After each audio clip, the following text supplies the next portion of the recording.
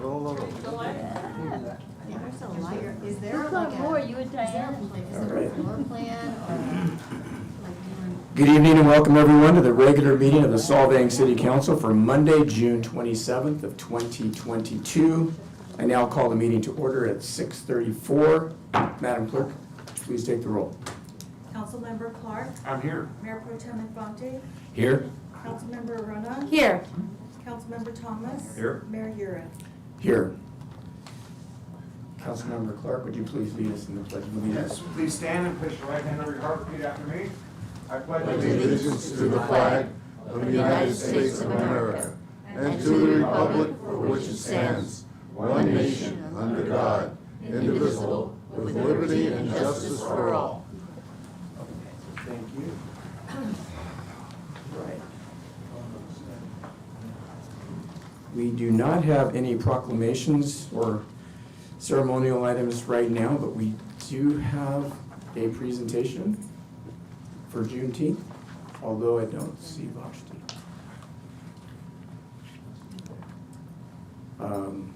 Okay, moving on. Public comments. I do have some slips, let me see. Parking.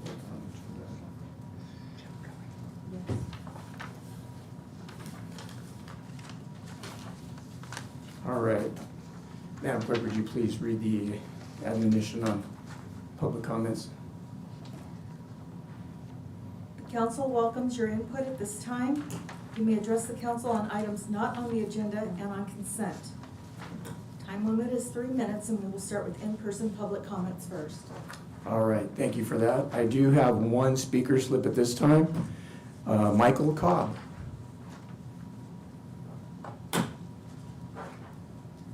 And if you could just state your name for the record. Thank you. Yes, Michael Cobb. Good evening, council members. Thanks for the time today. I just wanted to quickly bring an issue to, not that it needs to be brought to attention, but regarding parking. I was at a recent planning commission meeting in regards to my business, High Roller Tiki Lounge. We're working through some issues with getting our permits approved and such. And there was quite a bit of discussion amongst the members and myself as well regarding, and some of the city managers and such, and clerks. There's a lot of confusion with it seems to be a lot of confusion with the rules as they are right now, and the enforcement of the rules, and the waiving of certain rules in regards to parking, and you know, when things get triggered for change of use, etc. So I'm just hoping that you can take a proactive approach to reviewing these. Some of these go back to the 70s. They don't have records for some people that have paid in lieu of, things like that. And it seems just kind of combobulated. And it'd be nice, everybody likes things that are pretty clear and to the point. And it seems like it hasn't been that way. I've been dealing with my issue for a year and a half now. I continually remind everyone that I'm paying rent on a place that I can't make any money off of, and it's literally been a year and a half of dealing with this. My license has been on the hold by the ABC. We can't seem to make much movement. I was told I was going to be on the city council agenda for the 13th or the 27th. Continuously emailed and never got a response, timely response. I did get something from Sophia today telling me I wasn't going to be on today's meeting. So I'm here just to be a part of it, and also to speak on the frustrations of the parking going forward. And I'm not going to waste everybody's time with that today, but I think most of you probably are aware of the situation. And you know, I think it's in my opinion, a perceived problem, parking problem. I've lived in Nyborg Estates here for 15 years and never seen anybody have a problem parking and not getting a Danish or an Abelskiver that day. They drove up from LA, they didn't drive home without one. They park on my street, they do. You know, maybe they didn't find the best parking, but they figure it out. It shouldn't be I don't think it should be a burden on a small business owner who just got through COVID, I can speak for myself. I didn't get any PPP money. I had to take personal loans out to keep my business going, And I'm being asked today to spend $70,000 in lieu of parking that we don't technically need, to be honest. Most people walk there, that's fine. We have 7 parking spots behind us, and I can go on and on about that, but for another date. But I would just like to urge that you look into the parking situation, and hopefully it doesn't hold up my case, but that we get something straightened out for the future for people that are like me, that are trying to open a business or expand a business. And it can be frustrating. So, Thank you, Michael, appreciate it. thanks for your time. Sorry for your frustration. I did watch that planning session, and I brought it up in the last meeting that we should put it on the agenda, so it should be on the advanced agenda, and I haven't seen it in this one, for us to address parking in lieu. What are the procedures, what is going on, what does it take? Totally agree. Council, I think during the last, when it was brought up, we didn't have a clear consensus amongst at least 3 of you to certainly put it on the agenda. That is something that you can always bring up during the advanced calendar and request something to be put on the agenda. And if we get general consensus of majority, it will be done. Okay. So right now I'm seeing at least 4 of you Yeah. waving heads, so we'll go ahead and put it on the agenda. Thank you. And 5. I'm getting a text that's saying people are not hearing the broadcast across the, Is it on the Comcast or on Zoom? I don't know. Text him. Can't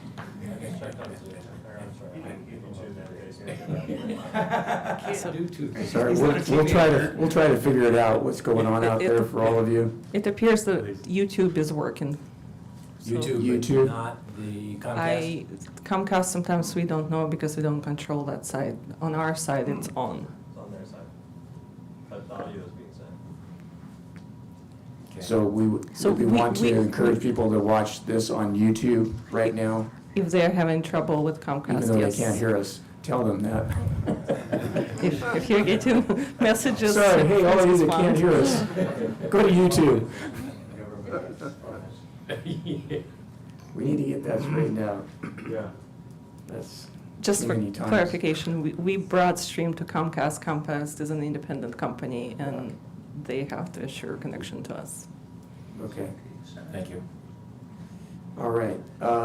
That was the only speaker slip I had for this particular item. Is there anyone out there right now that didn't give us a speaker slip that would like to speak on any item that is not on the agenda for the rest of the evening? Or that's on the consent agenda? Then I don't see any other hands. So is there anyone out in Zoom? Is that possibly Nancy? No? Okay. So bring it back. Moving on to the city manager's report. Thank you, Mayor and Council. I would like to start once again reminding everybody about some upcoming events. The first one would be part of the general plan update, the very specific project consideration. This was part of the council's prior direction to continue this conversation with the community when Copenhagen was reopened. So as part of the planning process and the overall land use that we are considering through the general plan update, we will be holding with the consultants a meeting for a workshop really and a conversation for the community about a potential location and creation of a plaza project somewhere in downtown.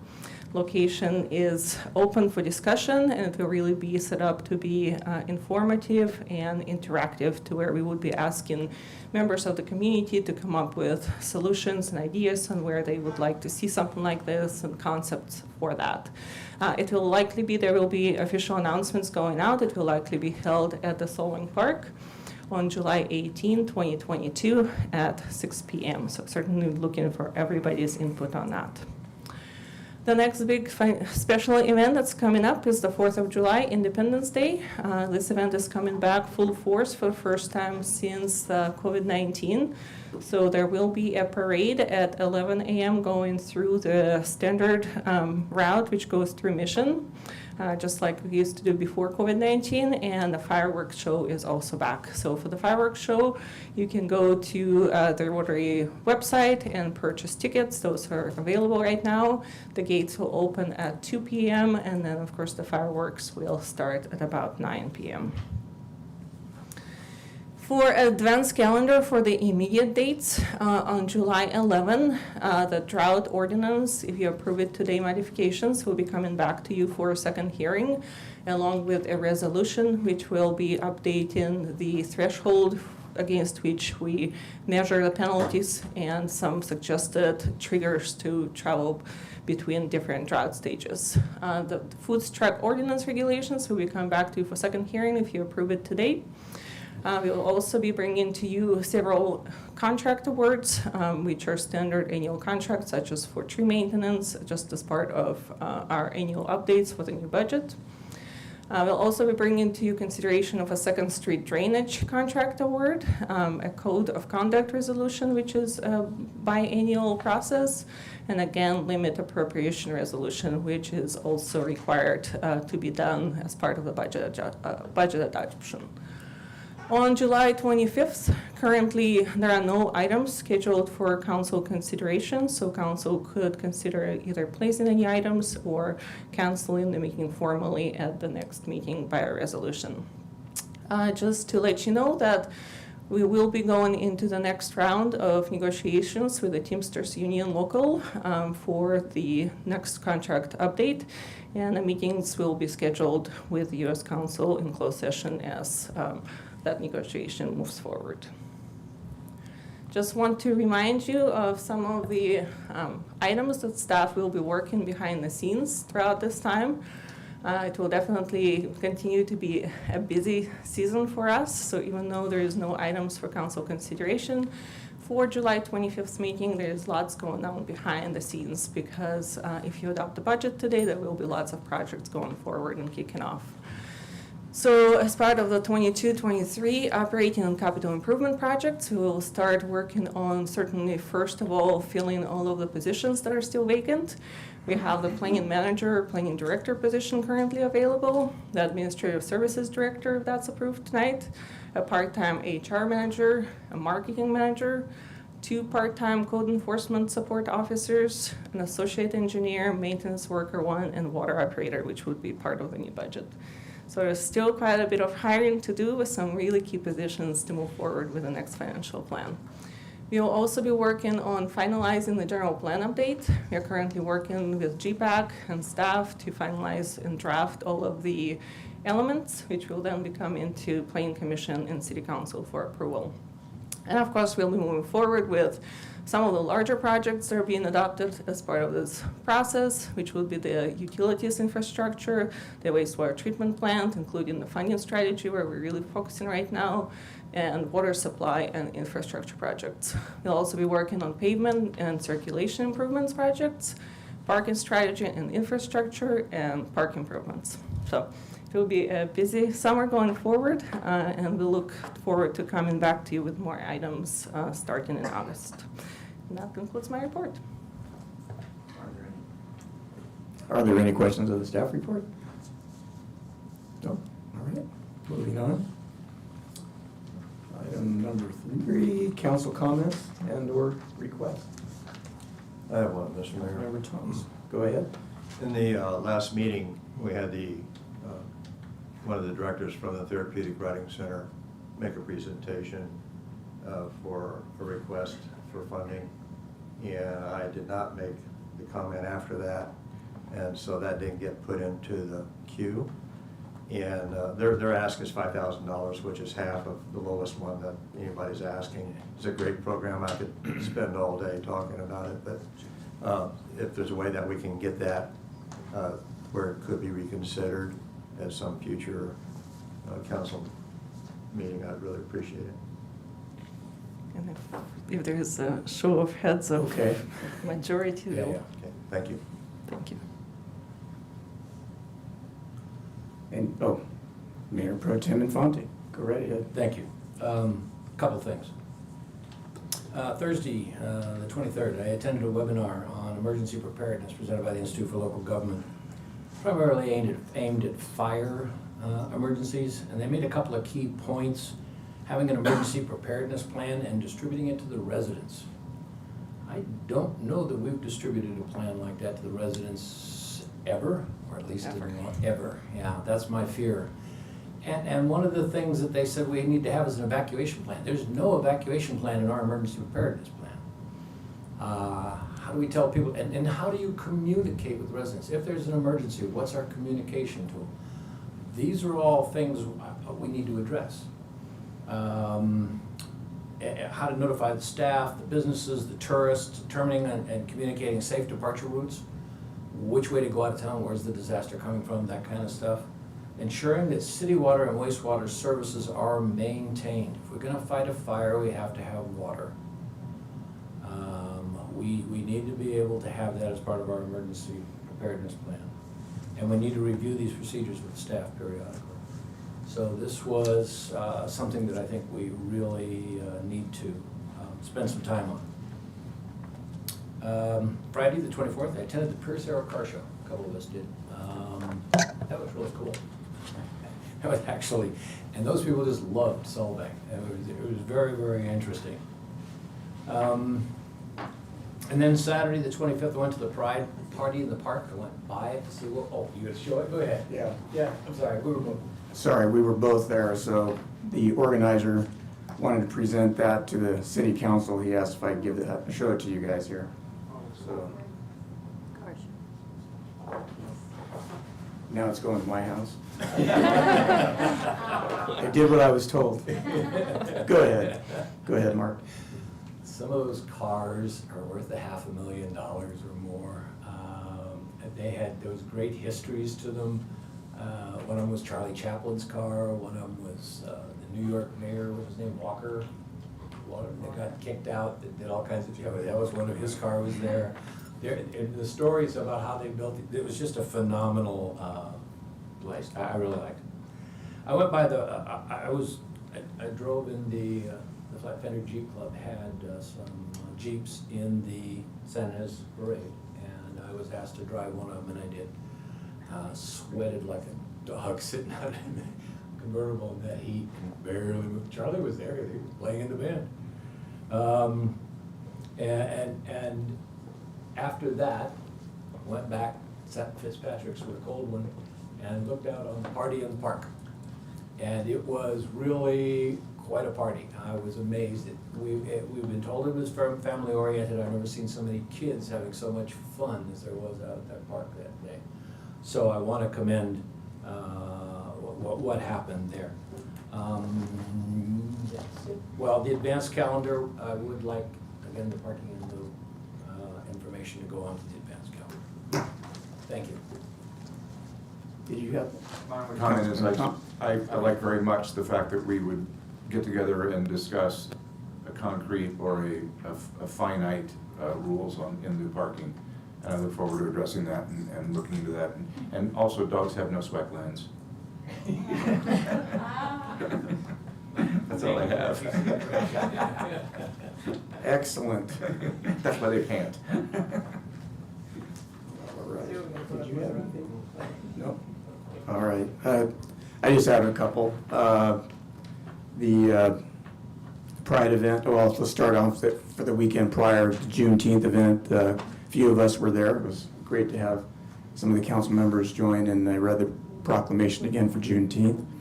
And it was a great event, another one that was all about families and inclusiveness, and it was really great to see so many different people out there for that. Oh, Foshti, we're getting to, and so we appreciate the time that you guys all spent, your organizers that helped you and assisted you, especially that day, given everything that you said had going on.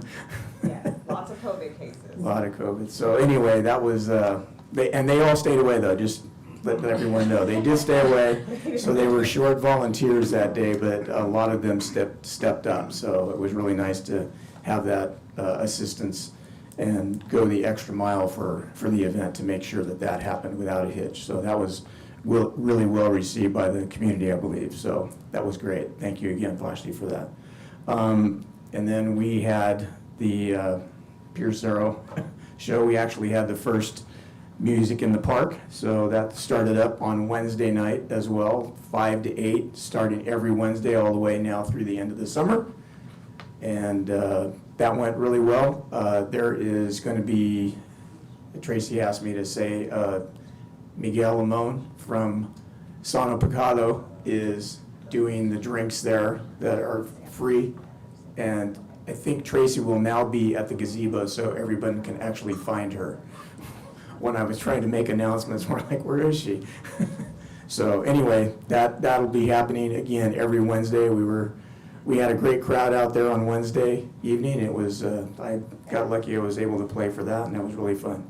So that was Wednesday. Then Friday night, we had our first movies in the park. So that was also fairly well attended. I think Luca was the movie that they showed.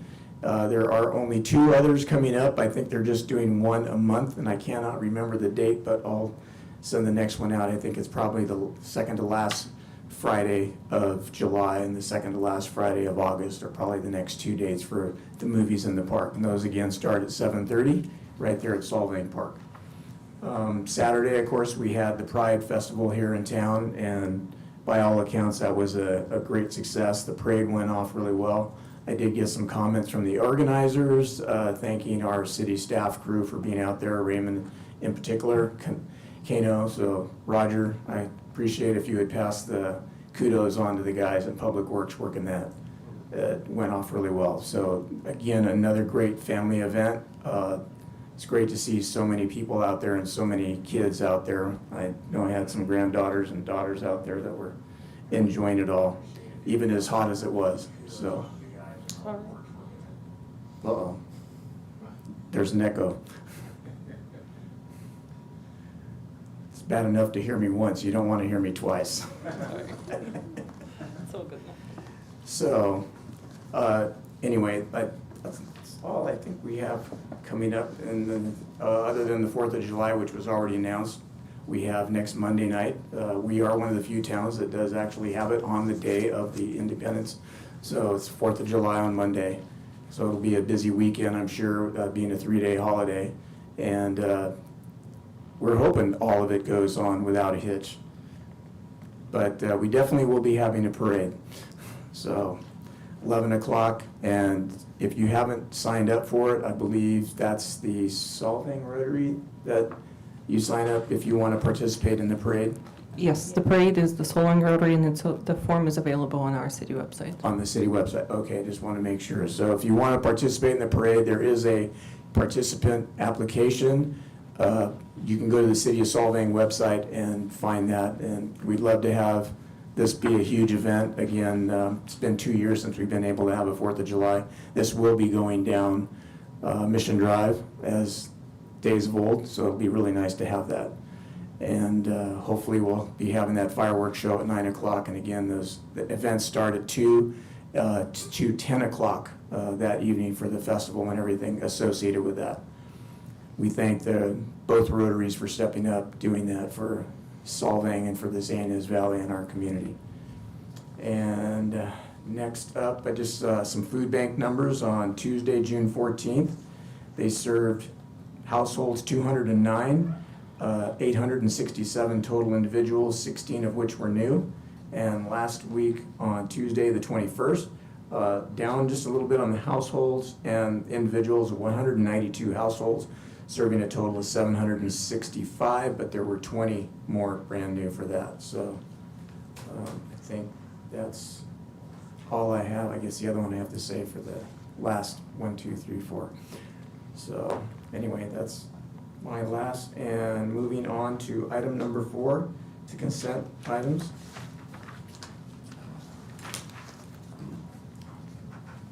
Madam Clerk, if you just read the first little part highlighted. Consent is designed for routine administrative city matters and is approved by roll call vote with one motion.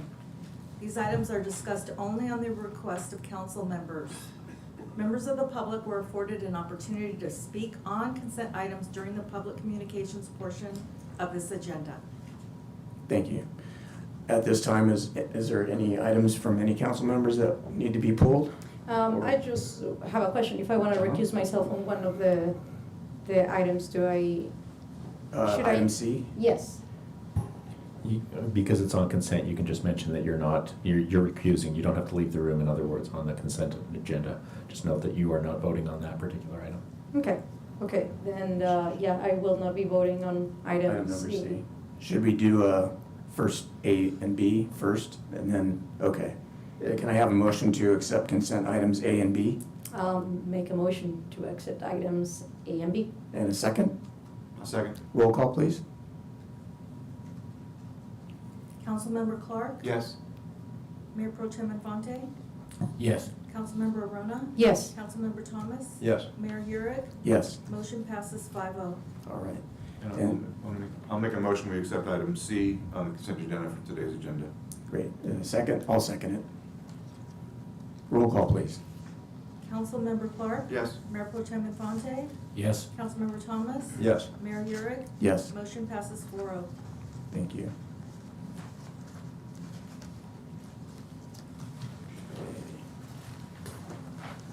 Moving on to item number 5. Would you please read item number 5 regarding public hearings?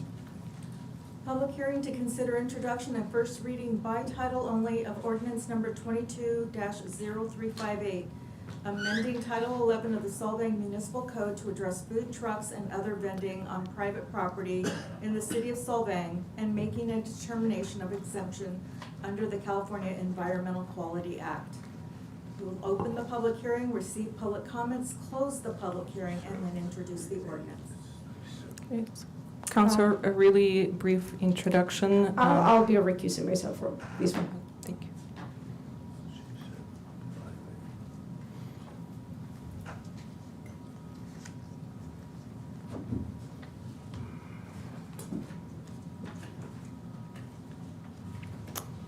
So this item is in front of you as the first reading of an ordinance change proposed. This item has been heard by the Planning Commission several times.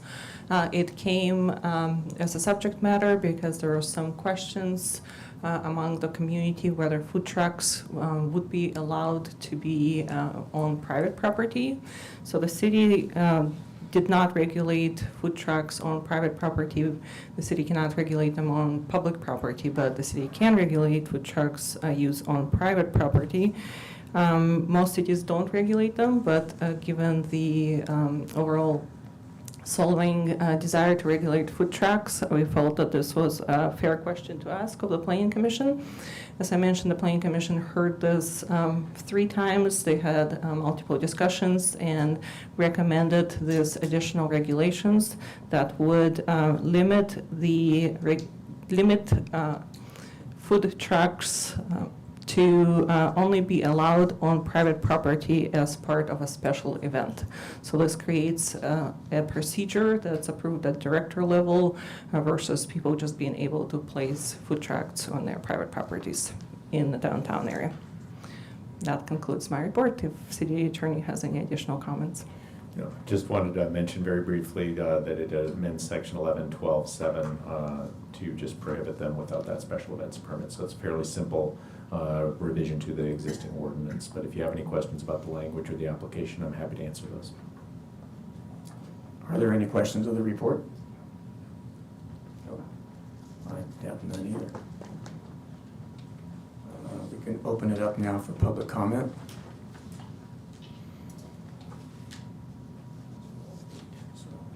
I don't have any speaker slips. Is there anyone in here that would like to speak on this particular item on the agenda?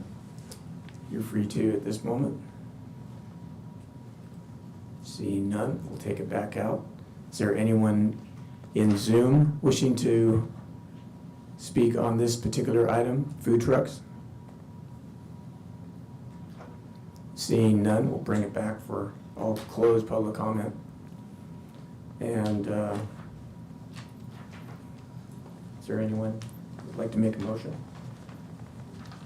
This is the first reading, we're not moving. You would need to go ahead and introduce, so there would be a motion to introduce by first reading, title only, the ordinance, proposed ordinance, and making a determination of exemption under CEQA. In that case, I will move that the council does introduce ordinance 22-0357 for the first reading, modifying City of Solvang Municipal Code, Title 9, Water and Sewer, Chapter 3, Water Code, Article D, Water Conservation Program. That's the next agenda item, yeah. This would be ordinance 358, amending Title 11 of the Municipal Code to address food trucks and other vending on private property and making a determination of exemption under CEQA. Didn't have any problems, so I was going to hand you the next one. Sorry. He was all excited we were moving on. Is that the motion? That would be the proposed motion. I also wanted to put food trucks and wastewater together. That doesn't sound good. It's So just so efficient, we're though. clear on the motion and the second, was that Councilmember Infante that made the motion? on Yes. 358, and the second by Councilmember Thomas. Yes. Roll call, please. Councilmember Clark? Yes. Mayor Pro Tem Infante? Yes. Councilmember Thomas? Yes. Mayor Yurick? Yes. Motion passes 4-0.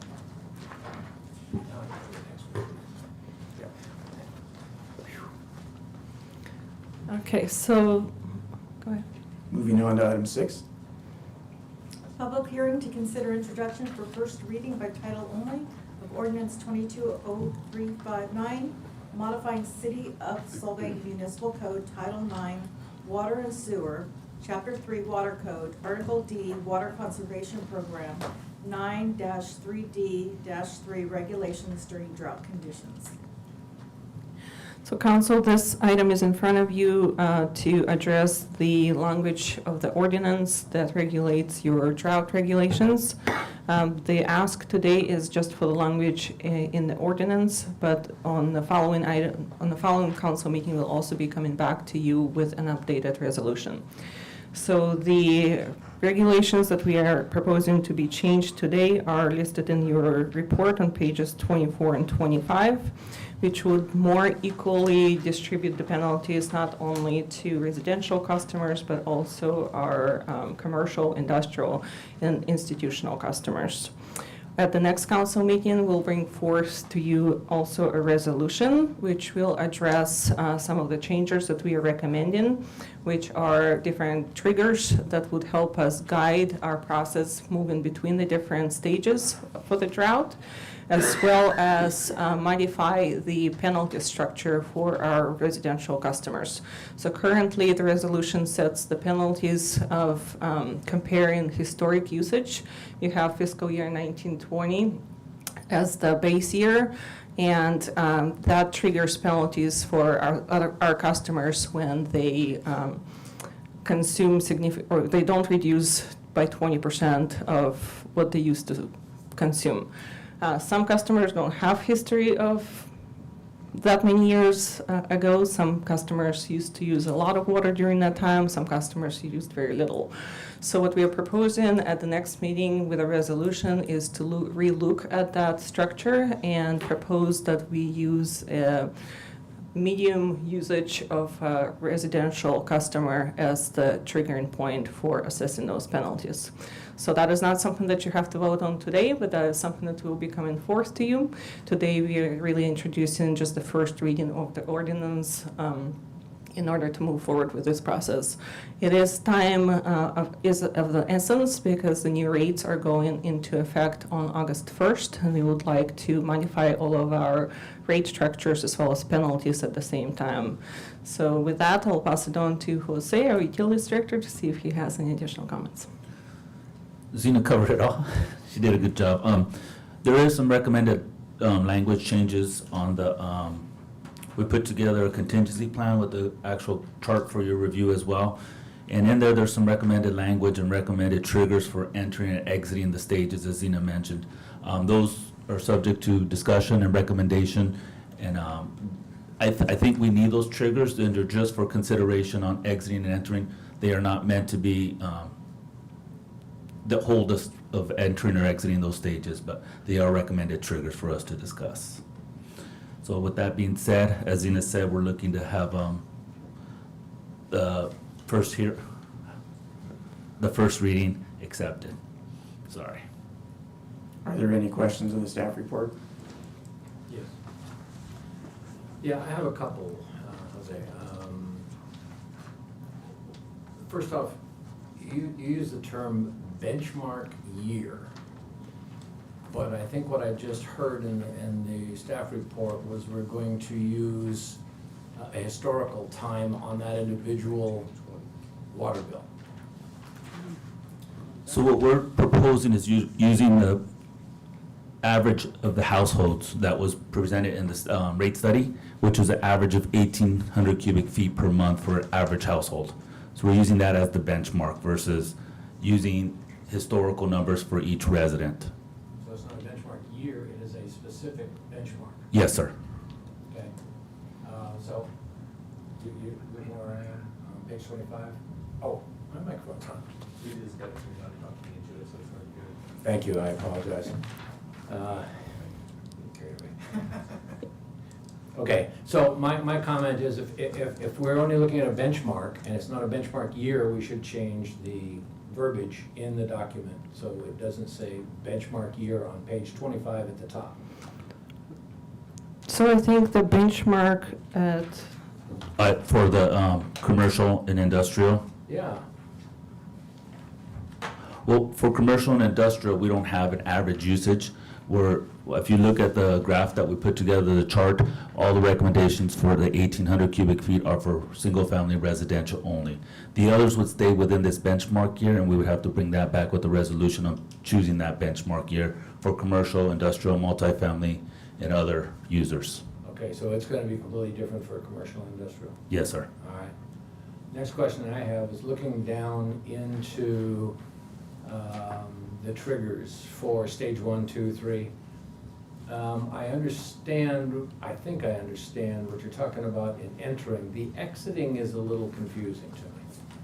So for instance, if I go to stage 3, it says exit out of stage 3 at 85, allotment greater than 85% for the current year, state water allotment. That is correct. That is a recommended number. But, I mean, if we hit 75%, we're still gonna stay in stage 3? That could be discussed and determined. So these aren't necessarily going to bind us to these numbers, but they're just recommendations, so that way we can consider if we're within that range and we feel we're adequately supplied and we have the water, then we can exit. But that would come back to council for discussion, direction as well. Yeah, because these exiting strategies seem, in my 9 or 10 years here, we've never seen 85% of state water. I believe back in 2016, we had up to 80% allotment.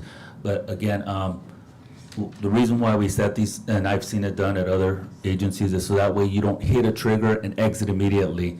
If you noticed, since 2011, the governor says we've been out of the drought for 3 or 4 times within that range, and theoretically we have not. So we don't want to jump trigger and just say, let's get out of stage 3 and go to stage 2, or stage 2 to stage 1, just by jumping the gun saying because we met 75% or 65%. Again, we would discuss these, we would bring back our water, where we're at with our water as far as our personal wells here for the city, and also for state water allocations. And then we could discuss that. The other side of this is as a resident here, I recently, unfortunately, had a pipe break right off the meter on my side, so I had to fix it. But the city had to come out, Mike had to come out and turn off the water and pump out the hole so we could see where the break was and everything else. Some old galvanized pipe, 35 years old, and gave up. It was a holiday. It took him longer to get to my house than normal because of the traffic and the holiday. I have no idea how many gallons of water went down the street. You want a traffic rebate? My point is, in any one period, a break or an incident or a leak could cause excessive amounts of water that might trigger some of these penalties. Or if someone, all of a sudden the family moves in, I've got a bunch of kids moving with me, and my water usage is gonna go way up. And I'm gonna get penalized for this? I do believe the city has a policy where they'll do a one-time review of your usage and work with you on that. I can't remember if it's exactly how much they would work with you on, but I'd have to review that policy. I don't have those numbers on top of my head. For example, your break, say it was a 5-hour break and you used thousands of gallons of water, you would come into City Hall and we would review the policy on how we can work with a member of the public to alleviate that high cost. Might be, I don't want to call it a forgiveness because I don't know exactly how much we would work with it. I have to review the policy. I understand, it's just, it just seems, you know, there's a lot of different cases, and I don't want, I mean, we're already raising everybody's rates, I don't want them to get stuck with something inadvertently from some family change or an issue with the piping or something of that nature. I think the bottom line is, I think every single case when it comes to that, because obviously our utilities, water guys or whoever are gonna know that that happens. And, you know, that they can't have to come out and shut a meter down and, hey, there's a leak going on. Everyone's gonna know in the building section and all that. And what I've seen is they were always willing to work with the person, try to figure out how to best remedy the situation. Yeah, we have to. We have to. I agree, but I don't see it documented in here. I'll find the policy and I'll try to circulate that to everyone so we're aware of the exact policy and how it's worded. I'd like it addressed in here so that everybody understands that that is a policy that we have. We might be able to include it in here as well. It will probably not be part of the resolution. This resolution is very specific that we will be bringing. This is the first reading of the ordinance, so that's one document. There will be a resolution that will be coming at the next meeting, which will be basically the resolution that's mentioned in the ordinance that will change some of those parameters if you approve it. As far as our policies for reimbursements or forgiveness of any kind of fees in different situations, that's partially discussed in the municipal code and partially in administrative policies. So depending on what the situation is, but we'll definitely can present you with the information that we would provide to any utility customer. Thank you. That's all. Did you have, no? Any questions on this side? No, but I agree with that. There has to be an avenue for extenuating circumstances that needs to be addressed, and I think that the fact that we're talking about it now is important. Yeah. Yes. Better now than after it happens. Yeah. All right.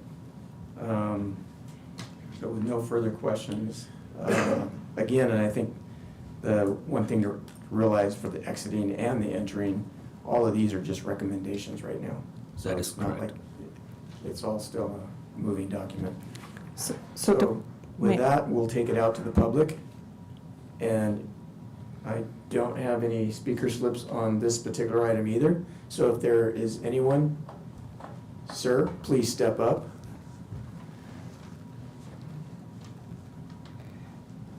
Open the public hearing officially. Make sure you introduce yourself. Yes, please introduce your name, state your name. for Jim the record, Richardson. I hope I'm not making a mistake. Did I understand you to say you were considering relieving people of runaway water costs in their property? Did I understand that? Or did I mishear it? There is a, If there was a leak on property, yep, What we're talking about is relief from the penalties for overusing the water. okay, yeah. All right, because I was understanding it to be going to relieve the cost of the water was not the, okay.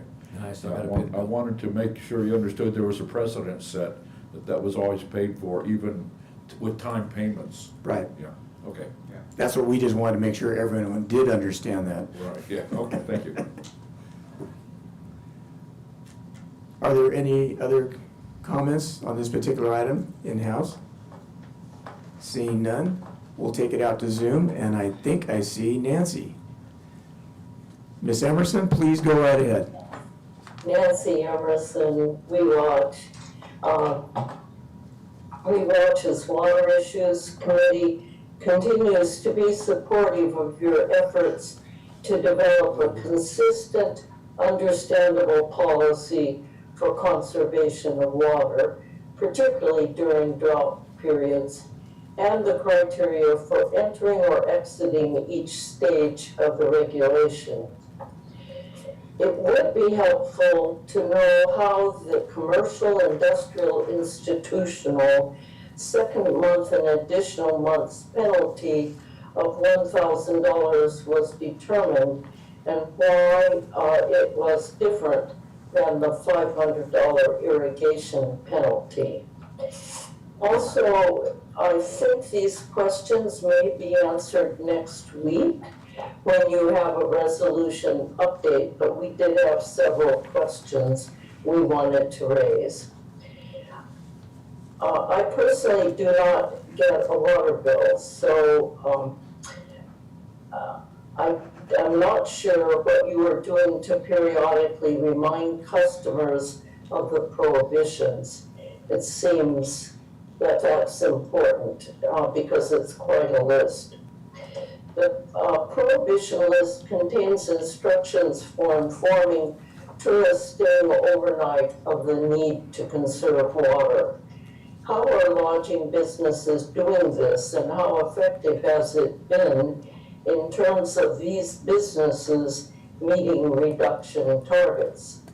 Are City Council and the public receiving periodic updates about the effectiveness of drought regulations for each customer category? And I will send these questions to your clerk. What is the purpose of the chart water shortage contingency plan? If it is a tool for use with the public, some clarification would be helpful. On page 32 in the water shortage contingency plan, it's not clear to which drought stages the two boxes of prohibitions apply. In the second box, item 5 refers to stage 1 drought regulations. I think it would be helpful to have those that are not in conflict with stage 2 listed here as they are still in force. Thank you. Thank you for your comments. We have notes on that. Those are great questions.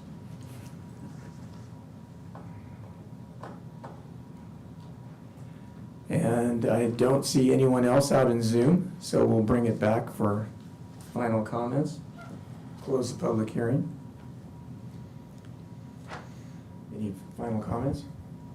Is there a motion to introduce by title only for first reading ordinance number 22-0359? 359? No, 359. I'll make that motion for we adopt the first reading title only of ordinance 22-0359. Is there a second? I'll second. Roll call, please. Councilmember Clark? Yes. Mayor Pro Tem Infante? Yes. Councilmember Arona? Yes. Councilmember Thomas? Yes. Mayor Urick? Yes. Motion passes 5-0. All right, moving on to item number 7. Public, Madam Clerk, please read item number 7. Public hearing to consider resolution number 22-1178, adopting new water and wastewater connection fees. Council, this item is in front of you. You heard the presentation as an introduction at the last council meeting. We have our consultant here with us with a brief presentation again, and this would be the final adoption of the resolution, setting the updated connection fees for water and wastewater. Jose? So, reintroduce Mr. Sean Corn. He's here from HDR Engineering, and he'll give us a brief PowerPoint presentation, and he's available for any questions you may have as well. Sean, I'm sorry, I have to ask you to. I'll lean in here. I won't be so prim and proper, I guess. We won't bite. Good evening, Mayor and council members. This evening I do have the same presentation that I gave back in May, so I'm going to be brief and walk through that and just hit the highlights of those different analyses that we did for water and wastewater connection fees. So one of the key elements here of water and wastewater connection fees is that these are one-time charges to new customers connecting to the system. So these are not reoccurring charges to existing customers. These are charges to reflect the proportional share of costs in existing infrastructure or additional future infrastructure necessary to accommodate new customers connecting to the system.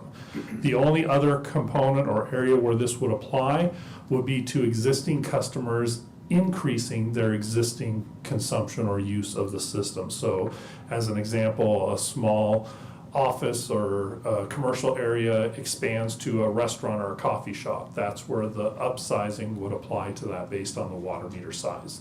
And it's really based on the value of the utility infrastructure cost.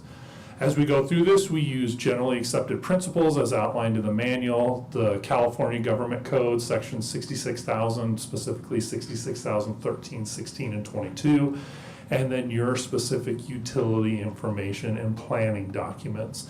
And really this comes down to a value per equivalent unit that we develop the analysis on. Now this is really more of a capital component. It's the proportional share of the infrastructure necessary to serve them. This is not an operation and maintenance expense component.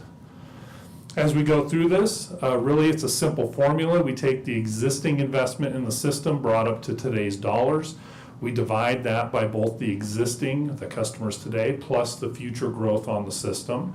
We add to that any future need of expansion on the system, the capital side, divided through by those future capital. We add those together to come up with that maximum allowable fee. Now, as we go through this, it's based on your planning documents. So this is specific to the water system, based on a customer average day demand, the persons per household, the peak demands on the system to calculate how many existing equivalent units there are and how many future units there are.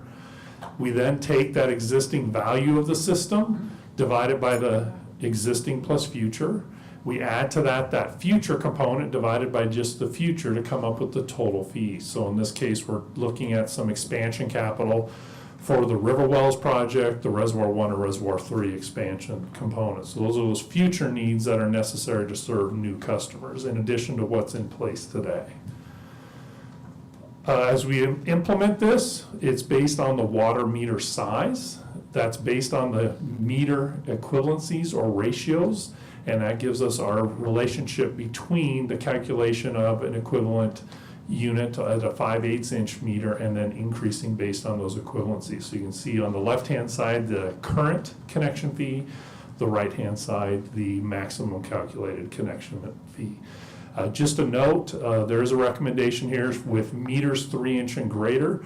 Those are reviewed on a case-by-case basis to establish the appropriate connection charge. And this is in case there is a larger meter that uses water differently than those parameters that we talked about from a typical equivalent unit, so a single-family home. They may be using a larger meter, wide open, 24 hours a day, 7 days a week, all year round. That's a different customer profile that drives the cost differently. So that's why we have that recommendation built in. On the sewer side, a very similar approach where we take a look at the capacity in the system. We do back out the CSD capacity because that's purchase capacity through them. So we're looking at just the capacity available for your city customers. And then we do the same approach to come up with those equivalent units. Similar math where we look at the existing system on the left, that's its value today. We divide through by existing and future to come up with that existing system component. We add in a future component. In this case, on the wastewater side, it's a very small component because the vast majority of those future improvements at the treatment plant are being funded through long-term debt. And we don't want to count that cost twice, once in the connection fee and then again in rates where we've included that annual debt service payment. So this is making sure that we don't double count. A very similar implementation approach for the wastewater side is based on the water meter, a generally accepted approach here where we come back and base that on that same method based on those meter ratios. So the larger the meter, the higher the connection charge to reflect those demands or the capacity that those customers place on the system. So two recommendations here on the wastewater side. One is to maintain the implementation approach based on water meter size. And then the second is for those meters 3-inch and larger to evaluate those on a case-by-case basis to make sure the appropriate connection fee is charged. So with that, I'll summarize with the connection charge analysis establishes the reasonable relationship between the impact of development or new customers and the charge that we've calculated. It reflects the city's current costs and value of capacity for each of the utilities. And the connection charge that is adopted by the council cannot exceed the calculated cost. So that's our ceiling cost or maximum cost that can be charged as part of this process. So with that was it. So I'll turn it back over to the council for any questions. Are there any council questions at this time? I just have one, just so everybody has it in their head. If I have a 5/8 meter and I need to go to a 3/4 for water, am I gonna be paying the full amount for that 3/4 meter? You're gonna be paying the difference only, correct? That is correct. You'd only pay the incremental difference between that. Right, I just wanna make sure that everyone understood that. You're not on the hook for $9,000. It's the Correct. difference between what the 5/8 is already valued at this time, so, okay. Any other questions? All right, clarification. So none out there. Let's open it up. Public comment at this time. Is there any public comment? I don't have any speaker slips, so anyone here wishing to comment on this particular item? Seeing none, we'll take it back out. Nancy Emerson, you're up again. I see that hand. Go right ahead. I think it's still there. Nancy Emerson, Solvang resident, and Rewatch president. Rewatch's Water Issues Committee supports the proposed adjustments in water and wastewater connection fees, especially since there has been no change in the cost-based fees since 2015. We are not challenging the amounts, but we're wondering why the 29% increase for wastewater connection fees is so much more than the 7.9% increase for water connection fees. And perhaps your consultant can answer that question. Thank you. We'll find out right now. Mayor, council members, appreciate that. Very good question. And what's interesting about connection fees is that they reflect the value of the system in place today. And so I think one of the reasons, there's a couple reasons why the wastewater connection fee is increasing more is what was mentioned in the comment, was that they have not been updated in some time. And I don't know the exact methodology back in the day, but when we look at it today and you look at just the existing system value, it's more when you calculate it out than the current fee. So what that tells me is that's just been undercharged in the last few years based on what you all have invested and the city's customers have invested in that wastewater system. So it's never equal adjustments. They're each their own unique analysis based on the system in place to provide service. All right, thank you. Hopefully that answers your question, Nancy. She's nodding her head of approval. Thank you. Yes, thank you. All right. With that, closing public comment and the public hearing. Is there a motion to adopt by title only Resolution 22-1178? I'll make a motion that we adopt resolution number 22-1178. 1178, But it's yeah. not title only, is it? What it says here. You are adopting resolution number 22-1178. This is the final hearing on that Okay. resolution. Finally. Sorry. Wow. We're actually adopting the resolution. Adopt resolution 22. Right, it was a scripted agenda. I'm sorry. Reading my So does the highlighter. motion still stand? My motion's Yes. Second. dash and all. Roll call, please. Councilmember Clark, Yes. Mayor Pro Tem Infante, Yes. Councilmember Arona. Yes. Councilmember Thomas. Yes. Mayor Urick. Yes, Motion passes 5-0. thank you. Thank you, council. Thank you, Sean, for your presentation. Thank you, Sean. Thanks, Jose. Before we move on to item 8, I did want to ask, Vashti, do you have a presentation? Yes, I got the email from Zena saying, Do we have one? I just didn't get an update on the agenda, so I didn't know if I was supposed to go up twice. So you were on the agenda during presentations, Mayor, if you would like to allow for the presentation. Yes. If you sent me any materials, I'll be able to pull them up. I haven't seen them, but if Yeah, they just. sure.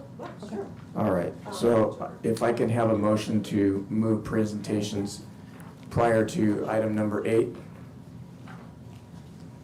Can I have a motion? I'll move that we move presentations prior to item number 8. A second? I'll second it. Roll call, please. And I'm short and sweet, so, as you know. Councilmember Clark, Yes. Mayor Pro Tem Infante, Yes. Councilmember Arona. Yes. Mayor Urick, Yes. Councilmember Absent. Thomas. Absent. Yeah. Motion passes 4-1. 4-1. All right. Little procedure there, Vashti. Okay, well, thank you.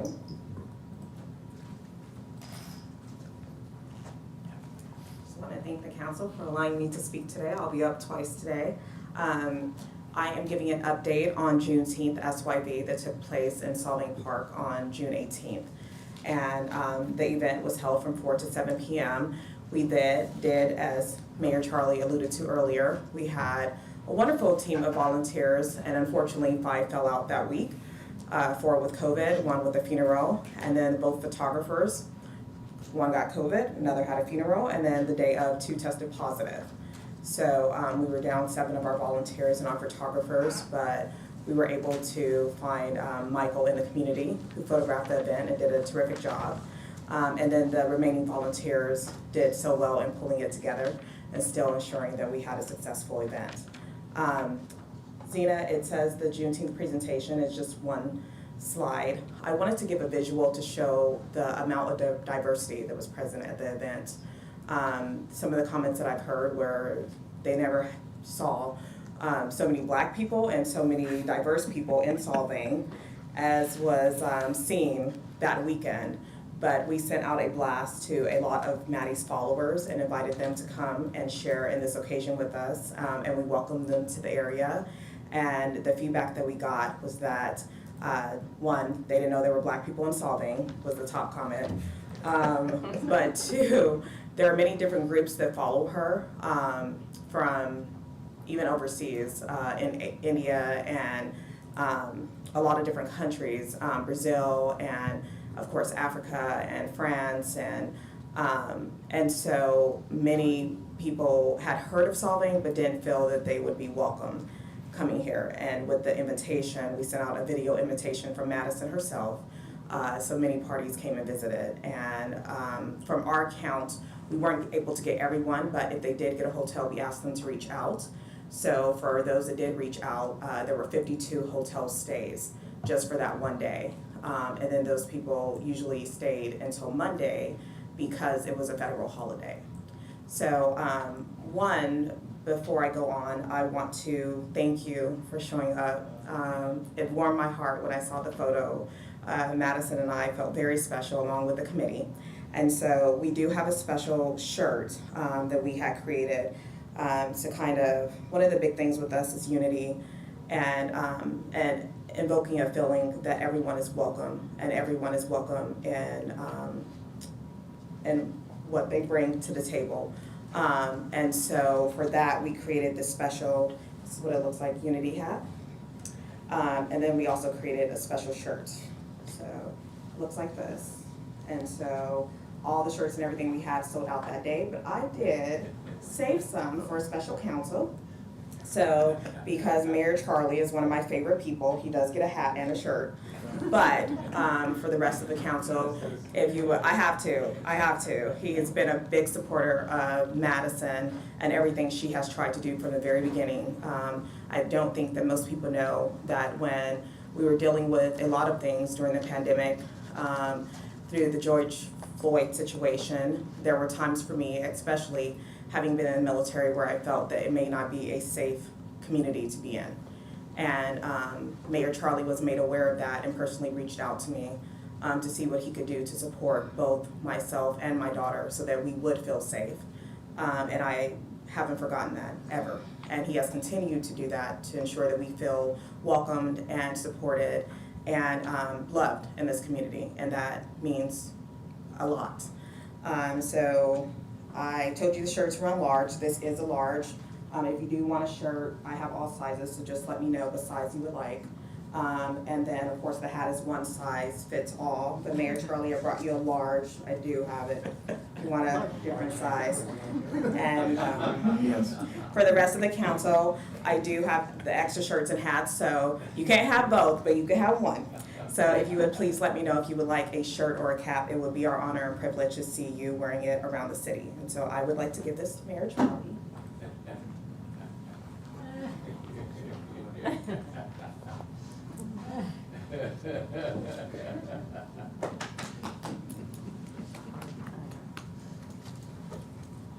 And so, real quick, if you could just bring up the slide, please. So those are just some of the photos. That's Maddie the Magnificent on the left. Caricature done for her by Jamie Mattia. He's one of the top caricature artists in California. And so those snippets, if you can see the amount of diversity and love present in that, that is merely a small snippet of the photos that we had that day. So often I am so busy that I don't really get to see what took place as far as the people present until I get the photos. And when I saw photo after photo, you'll see an Indian American family. There is a family from Israel that's present there. There was an Asian family. They were visiting from Korea or Japan, but they had received the notification from Madison and decided to go ahead and come up and visit. And so I see all these people, and some of them couldn't even speak English. They were grandparents that were coming to visit, but they all decided to go ahead and bring them up here to be a part of this event. And so the city had been nothing but supportive. I was notified about the new pavers that were being laid and the update on that. I was notified about the proclamation, which we were very grateful for. And just the amount of support in bringing that event to fruition, with Zena and Tracy and Claude always showing up to support Mr. Thomas and I want to get your name right, so I'll say Mr. Mark. It meant so much. That's Madison in the top corner, the fourth picture from the left, and her face, and she said, "Mommy, yeah, they came." That's also her reading the book by Sojourner Rawl, who it was the poet laureate for Santa Barbara. And so you'll see the kids that went up there with her as she read the book, and their faces were simply mesmerized. It's in the second row, the last picture. And so for me, when I look at that, I look at progress, and I look at the fact that that is what we should be striving for. In all of this turbulent times, we should always be seeking unity and acceptance, community, love, joy, and support. And that is what we were able to provide that day, along with a lot of educational resources for children and families as a whole. So, any questions? Thank you, Vashti. You're welcome, Mayor Charlie. Thank you for your service to the country. Yeah.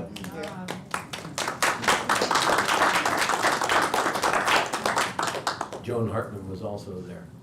Yep. She stood up on the podium there. It was nice.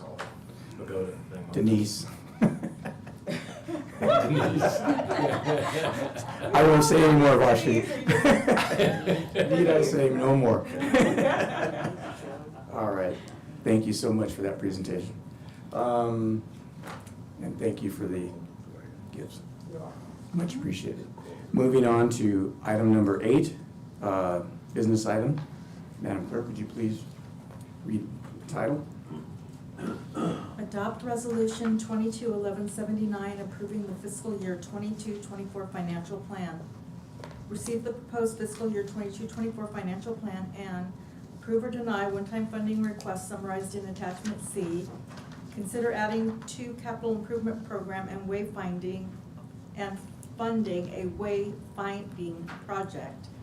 Approve the proposed fiscal year 22-24 financial plan and approve resolution 22-1179 adopting the fiscal year 22-23 budget as presented and authorizing the city manager to make administrative changes to the document to reflect city council action during this hearing. Thank you. Mayor and Council, I would like to just start by thanking everybody for engaging in this process for developing the next financial plan for fiscal years 22-24. As you would remember, this process started back in the winter where we looked at overall forecasts for all of the major operating funds, discussed the goals that you adopted on February 26. We've internally been working on recommendations for operating and capital improvement programs to respond to those. All of that information was presented to you at the last, or 2 council meetings ago, as part of the preliminary financial plan presentation. So based on that general direction that you provided at the meeting, all of the proposed significant changes have been programmed into the financial plan at this point, with just a couple of items for your final consideration today. And those would be the items that you would authorize me to make changes to administratively in the document. So I won't go into, once again, a lengthy explanation of all the capital improvement programs and operating programs. All of that is programmed in as was presented as part of the preliminary plan.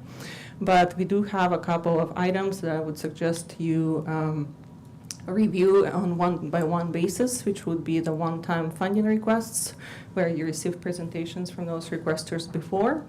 And then once you are done considering each one of those funding requests, one by one, you vote whether or not you want to fund it this year.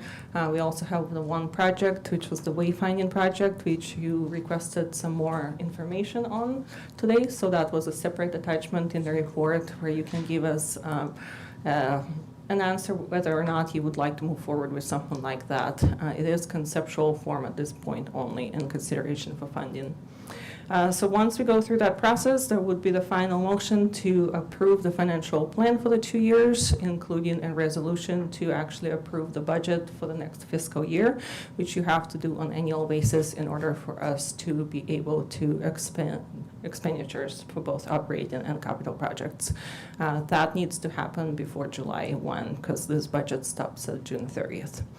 So with that, I would like to turn you towards the packet and the different funding, grant funding requests and other one-time requests. Starting on page 277, you have the grant funding requests, which was attachment C to this item. And within that, the first item that you have is the Atterdag at Home. So there was a request at the last hearing during the preliminary budget to review these one by one. Therefore, I would ask council to discuss these items and perhaps take public comment prior to that so that you can take action. All right. Before we get to that, we'll go through the budget. I have a lot of concerns about the stuff that I see in this. For instance, page 134, the text says there's a change in financial position for the general fund is a decrease of $73,000. On the next page, at the bottom of the graph, it shows $185,310 negative. So, Mayor Pro Tem Infante, I am trying to follow the pages. I think my printed copy had different page numbering. What page did you mention again? Okay, I'm sorry, 124. I said 134, I apologize. 124. You'll notice that the net change in financial position summary for 22-23 is there, but right above it, the last line of the text says the general financial position of the general fund is a decrease of $73,000. Go to the next page at the bottom, and it says the net change in financial position is $185,310. I'm going to have to pull up my online version because I am not seeing the same pages as you are. Did you adjust page numbers? Yes, there was an update if you, the current version online is the current version. When it was originally posted, there was 2 pages missing, so all the page numbering, if you printed it right at that point, would be 2 pages off. Might be 126. Is the part where at the bottom you have net change in financial position summary? I'm just gonna pull up so I can follow you for the rest of the questions.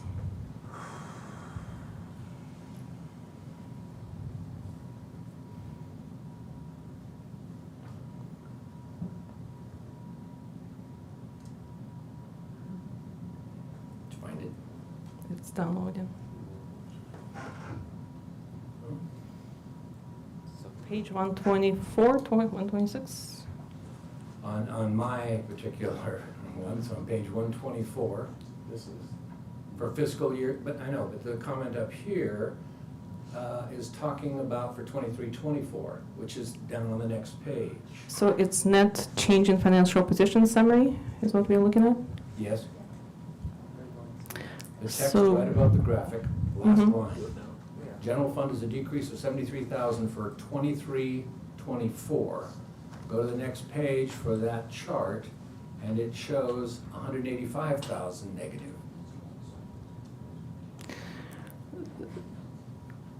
So the net change in financial position for 22-23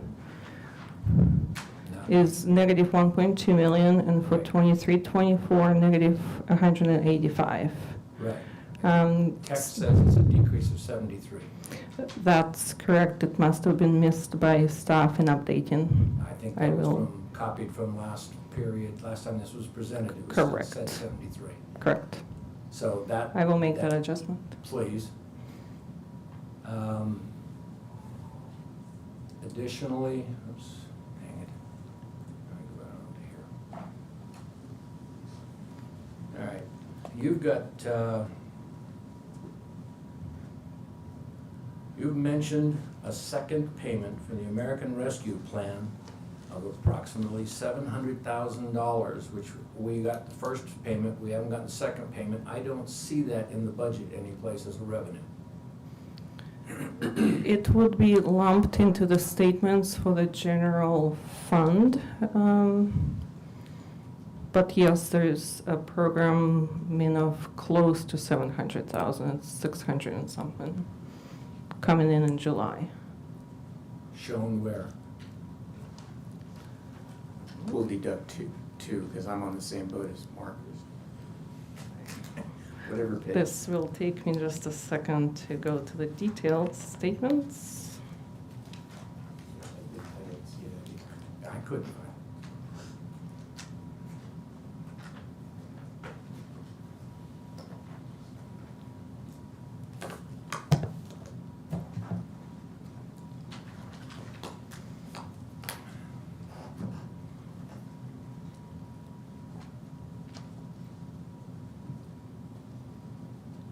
Okay, so this document does not include detailed statements for revenue. It only includes expenditures. But you've got a So- net change in financial position for total revenues, for all funds, and then general fund, and the expenses. And I don't see any place where 700,000 could fit in there. So it appears to me it's missing. No, so the net change in position is just whatever revenues are programmed for that year. So the general fund, for example, year 22-23, has a total revenue of $10.9 million. Yeah. Talking about next With- year though, 23-24, right? Well, your American Rescue Plan payment is coming in the very beginning of year 22-23, In the first half. in the first half. This won't be in 23-24. The second half will not be in 23-24? No, we already received half of the payment, and we are about to receive the second half in July or August of 22-23. So I believe, We got it this fiscal year, 2021. Okay, so so the second payment should happen in 22-23. Correct. Right, but it's not in there, is it? So if you look on page 126 and you look at the right side of the chart, Right. net change in financial position summary, you see the different types of revenue, which is occupancy tax is the largest, sales tax Right. next, property tax, grant revenue, all others. So that would probably be in the grant revenue, which also includes other grants, such as CUPS and a couple of others. So that $1 million encompasses that payment.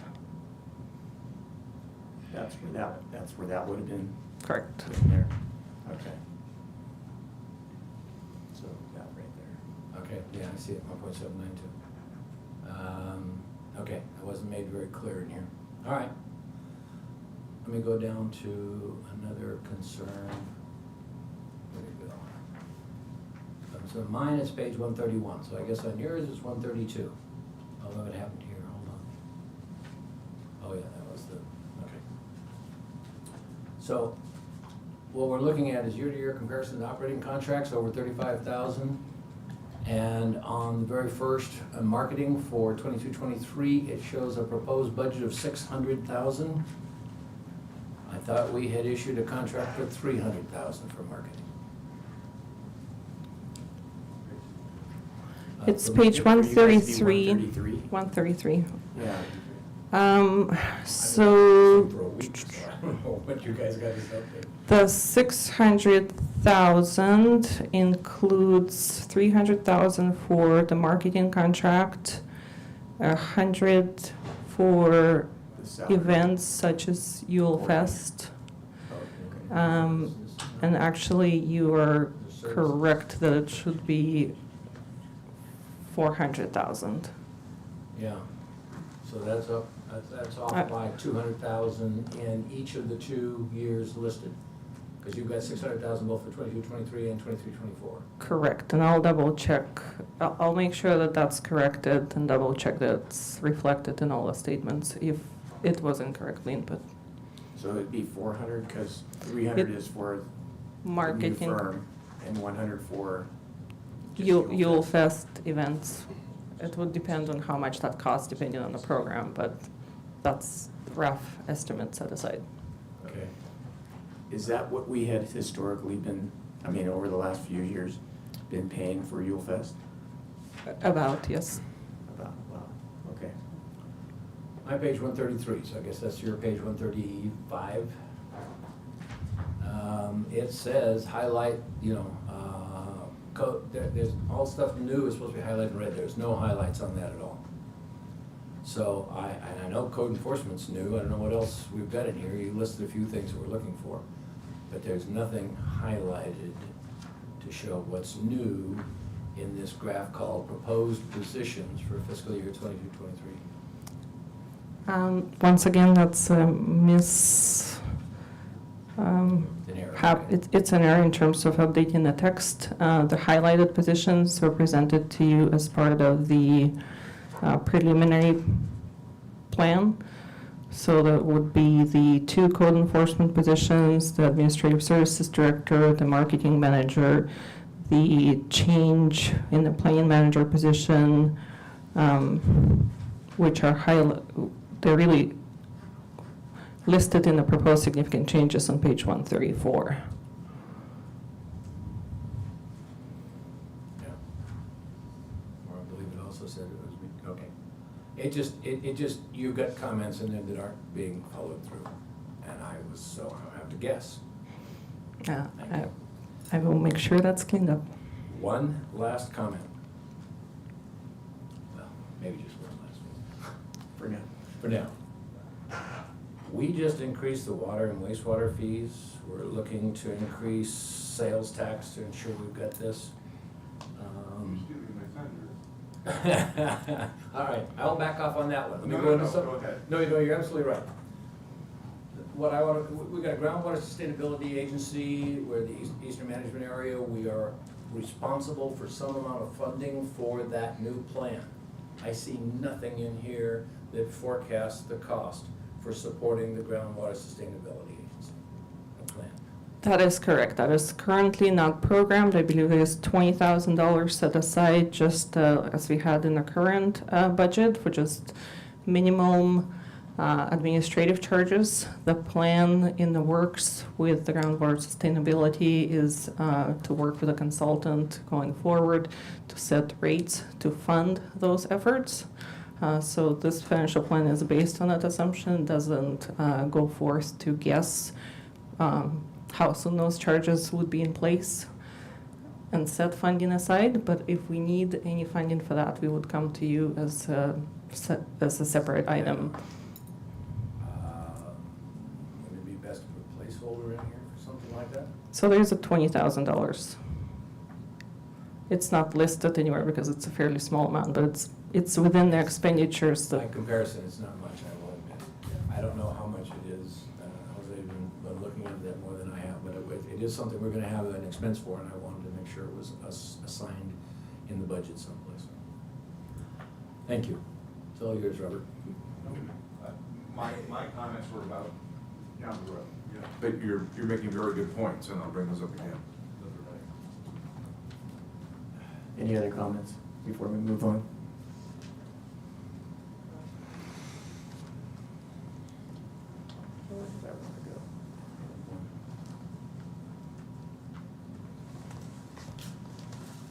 I think just again to reiterate for everyone, because what we passed last time, just want to make sure that everyone does understand that with the debt financing, we need to have the one sentence that we had in this, was on page 125, agenda new page 127, that with debt financing, the fund is balanced where the proposed rate increases will pay for the debt payments, and the fund balance will be maintained at no less than 6 months of operating expenditures per our newly adopted fiscal policy.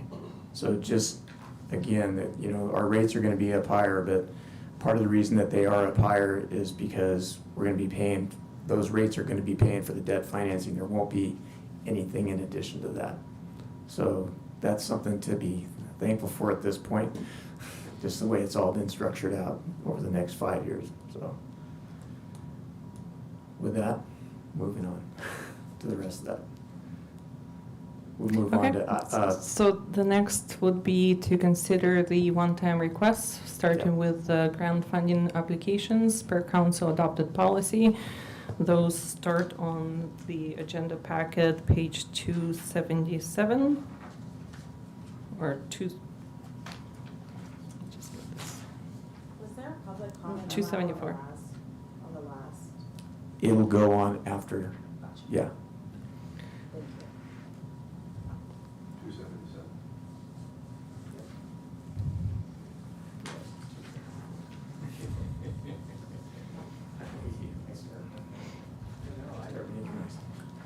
All right.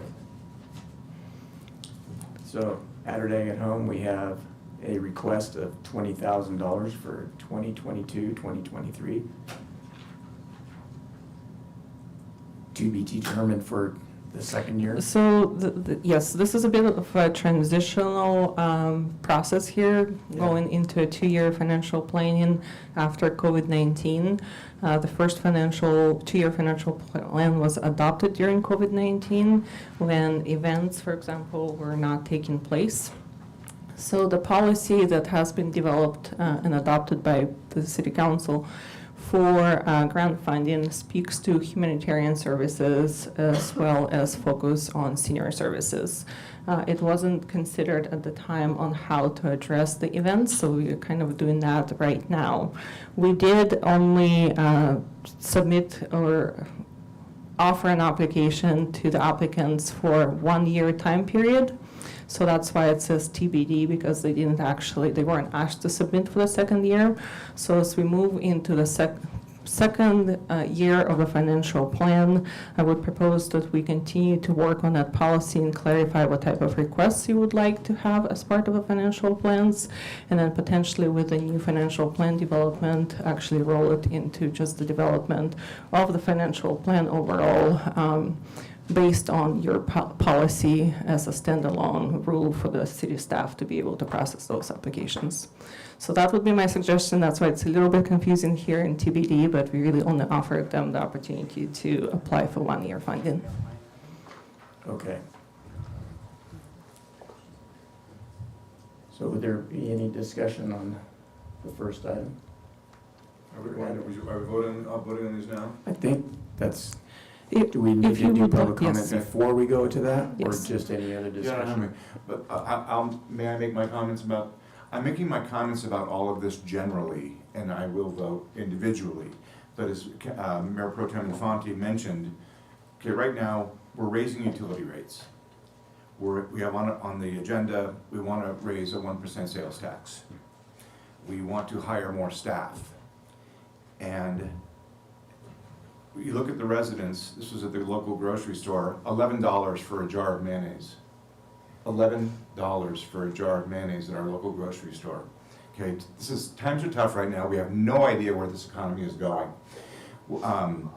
People that do these wonderful endeavors to help other people do it voluntarily. And I don't get the connect of where the taxpayer comes into all this, and it's his responsibility or her responsibility to pay for it. And we made a pledge a few years ago to take care of the seniors, and that's where I'm voting on all of this stuff, is taking care of our seniors. Everything else, I have a really hard time with in this environment. So that's my general statement about all of these individual requests, and then I'll let you go ahead. Thank you. You wanna say something? No, I think you need to look at an individual, right? Yeah. I have a tendency to agree with Councilmember Clark. I mean, we're looking at raising all kinds of rates just to cover our costs. And if you were to add up everything here, it's $756,000 worth of grants that are being, or contracts that are being asked for. That's tough. That is really tough. So my inclination is not to be quite as extreme as Councilmember Clark. I want to give some more money to a lot of these groups, but not as much as they're asking for, I'm afraid. So that would be my comment. Well, that's a tough one, because it's in writing what they're asking for. Yeah? Yeah. So All right. before you vote, if you would take public comment, Yep. and then we can vote on each one. So I had some speaker slips up here for item 8, which is what this agenda item is, but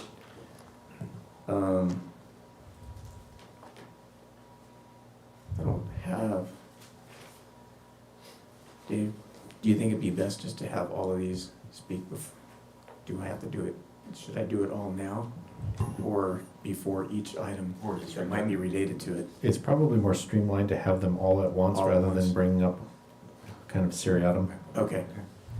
Start off with my first speaker slip for Marilyn Fisher.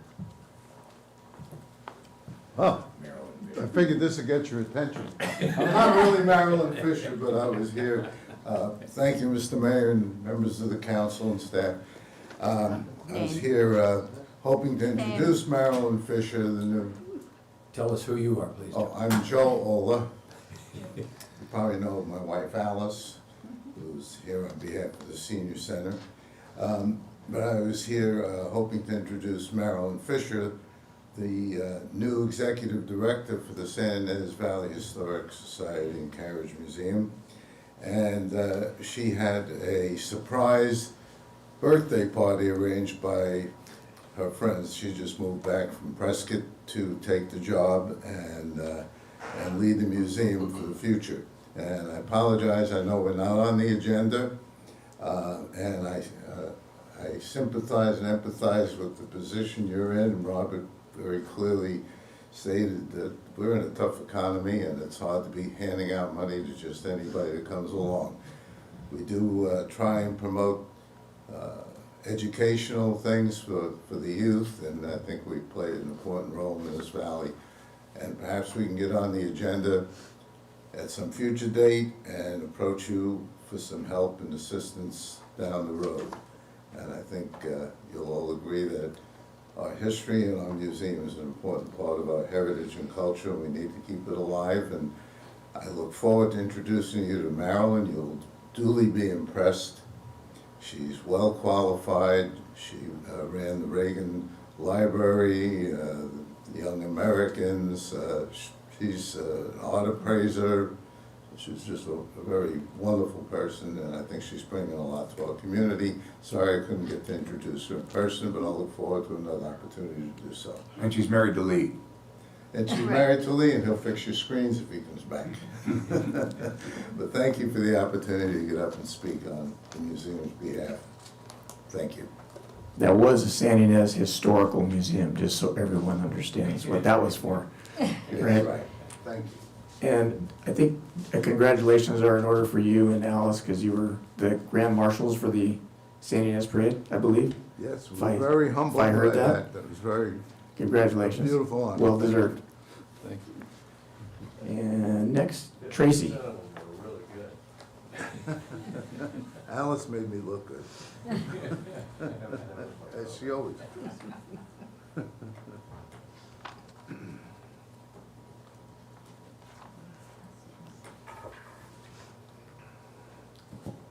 I know my ask is quite a bit, but we're here really to fill the gap in the maps that we've been servicing for over 4 years now, and we only had funding 2 years ago on them at $35,500 from you, and they cost us $50,000 to print for the visitor center.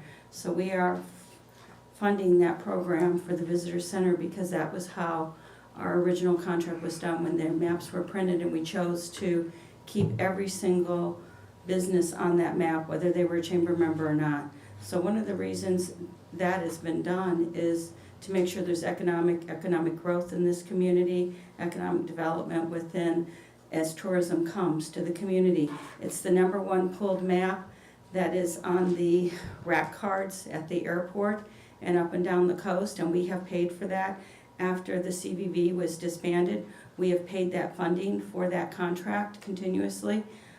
Because of getting PPP, we chose to use that money to use it for our community and not for ourselves. We're not asking for money for any kind of, I want to say, wages or anything like that, but it is to really put towards the expense of what we're asking for, and it was commercials, and we kind of laid out our contract very well because commercials were not being done, and we knew at Christmas time that was the most watched thing, and when people checked in the hotel, 3 out of 10 people said they saw the commercial to come up here.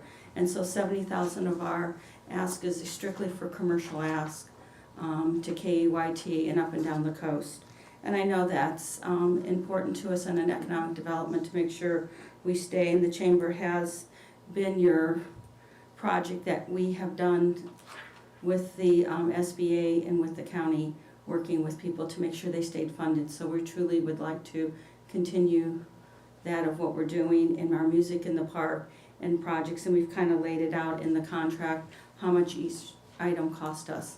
And we have not asked for money previously from you in the last few years, and we do work for the community, and we have been the economic driver to keep the community going. So that is why the ask was a lot, because we felt that we needed to have that support of supporting the maps at the visitors center. And we have not gone to print yet because we don't know where our funding is on this project at this time. And the map that they're using at this time is something the chamber also printed in 2012, and it was ours also, so thank you. Thank you, Tracy. Any questions? Yeah, Public comment? yeah, I want to get the number down on the maps. How many maps is it? For 100,000 maps, 100,000, so that. $50,000, and that includes our printing, everything like that. We've already done design, and we've given you those sheet numbers. Isn't it like 29,000 for that? It was 50, including the printing, it takes design execution for it, everything, and to put distribution of it. So 29 was for the first, I think that was for the first 50,000, and we needed 100,000, 50 strictly for the visitor center alone. So the 50,000 was for printing it all, for the maps. I think you have from Boone Graphic, you have Yeah, 100,000 maps for 28,971. okay. And then we have the distribution and we have printing cost, including that for design cost. We have design costs that are separate with Allen Hancock. So we have a design cost that we have to utilize to do that, to get all the information correct. And that's the biggest problem on here. And you have another organization right now out of the area that, you know, is gonna come in and sweep out from under this, and we'll have no control on what we look like. But yeah, that is for the actual printing of paper, and that was for 2 months ago. I think 3 months ago, he gave me the estimate and our paper's gone up again. So we're just like anybody else, it's gone up also. I think that you have the Boone Graphic date on there, Yeah, May. and it's gone up already again. Thank you. Next speaker I have is for Ellen Albertoni.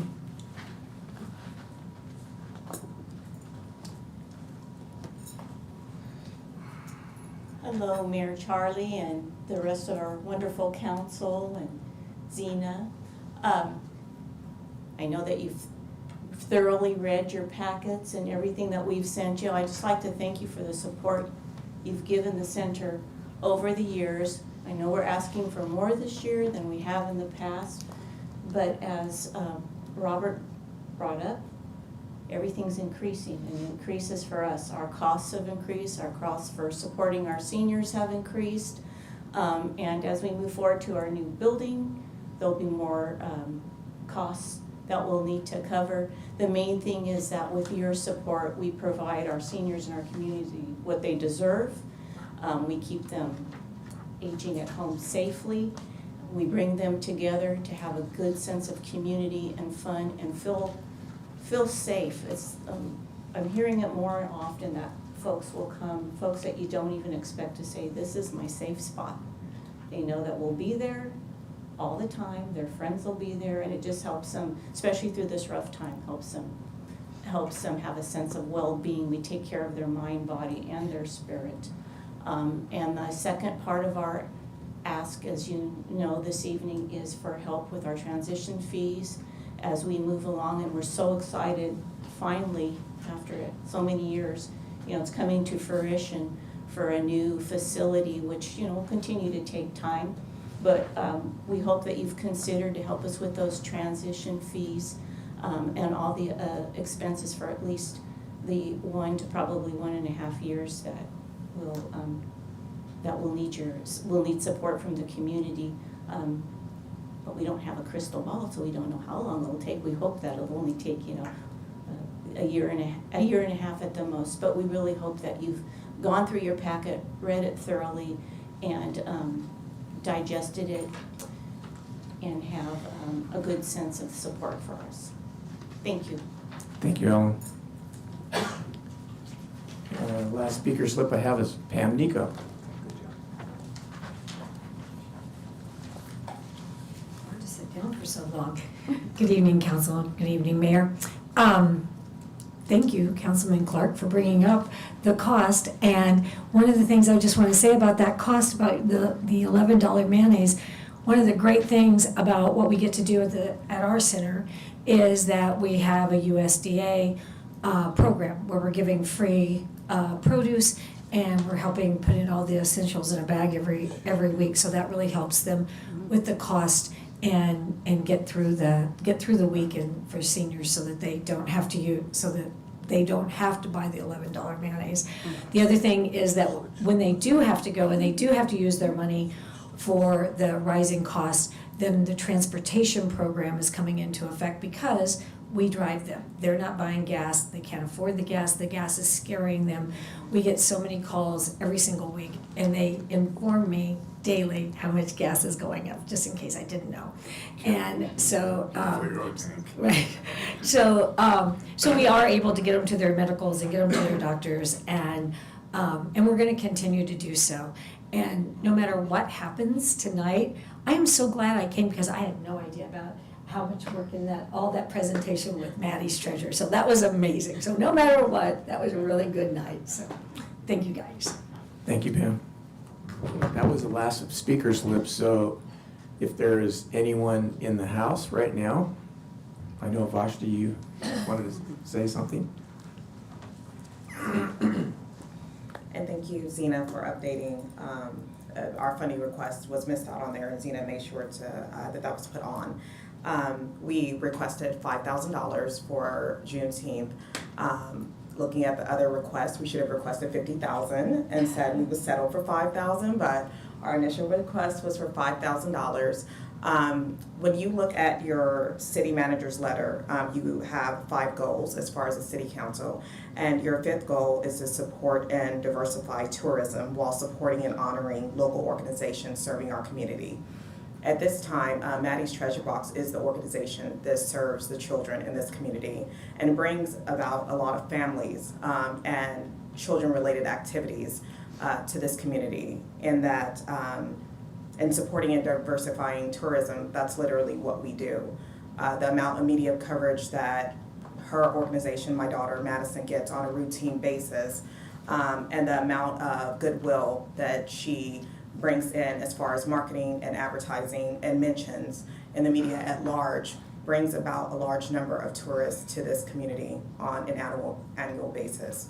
Juneteenth is the only public event that we hold every year. It is also a federal holiday, and it is an event in which we were issued two proclamations. And so one of the things I've always pressed forward is that it is not enough to merely have words, you need to have action. And so I would ask the council, and having issued the 2 proclamations, to follow that with action and to support what we try to do in this community in uniting and diversifying, and also ensuring that people feel welcome and are invited to come to this community to partake of what we have to offer as far as Maddie's Treasure Box and the supportive community and family support that we offer here. So thank you. Thank you, Vashti. Thank you. Is there anyone else in the audience wishing to speak on any item for item number 8? Nothing there. Take it out to Zoom.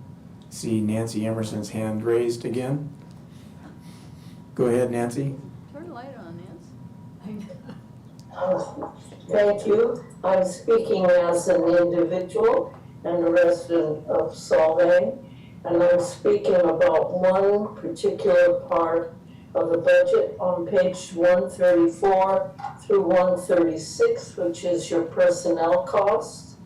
I wanted to say that most people think in terms of salary and not salary and benefits unless they are not employed by an employer, but are their own employer, and so they pay for their own benefits. And it seems to me it would be helpful and protective of your staff if there was an indication on the chart on page 134 whether the figures were salary and benefits or just salary. And then on pages 135 and 136, I think it's important to show what percentage or fraction of the financial figures are benefits, so that people don't jump to the conclusion that that is a salary figure and start out on social media about how much you're paying your employees. Also, I would like to comment that thank you to the council members who have done due diligence with the budget, and to the staff for a document that is really accessible and understandable for lay people. Thank you. Thank you, Nancy. And there is another hand. Esther? Hi, Mayor and City Council. Can you hear me all right? We can. All right. I'm going to start with my gratitude for all the support that's been given through the years for Elverhoy. I'm here as the Executive Director of the Elverhoy Museum of History and Art. And I am requesting an extension to our grant agreement. Unlike the other nonprofits presenting this evening, we do have support secured from the council for this upcoming fiscal year. Rather, my request was that our grant contract align with the council's new 2-year budget, and as such asked to have that extended for another year.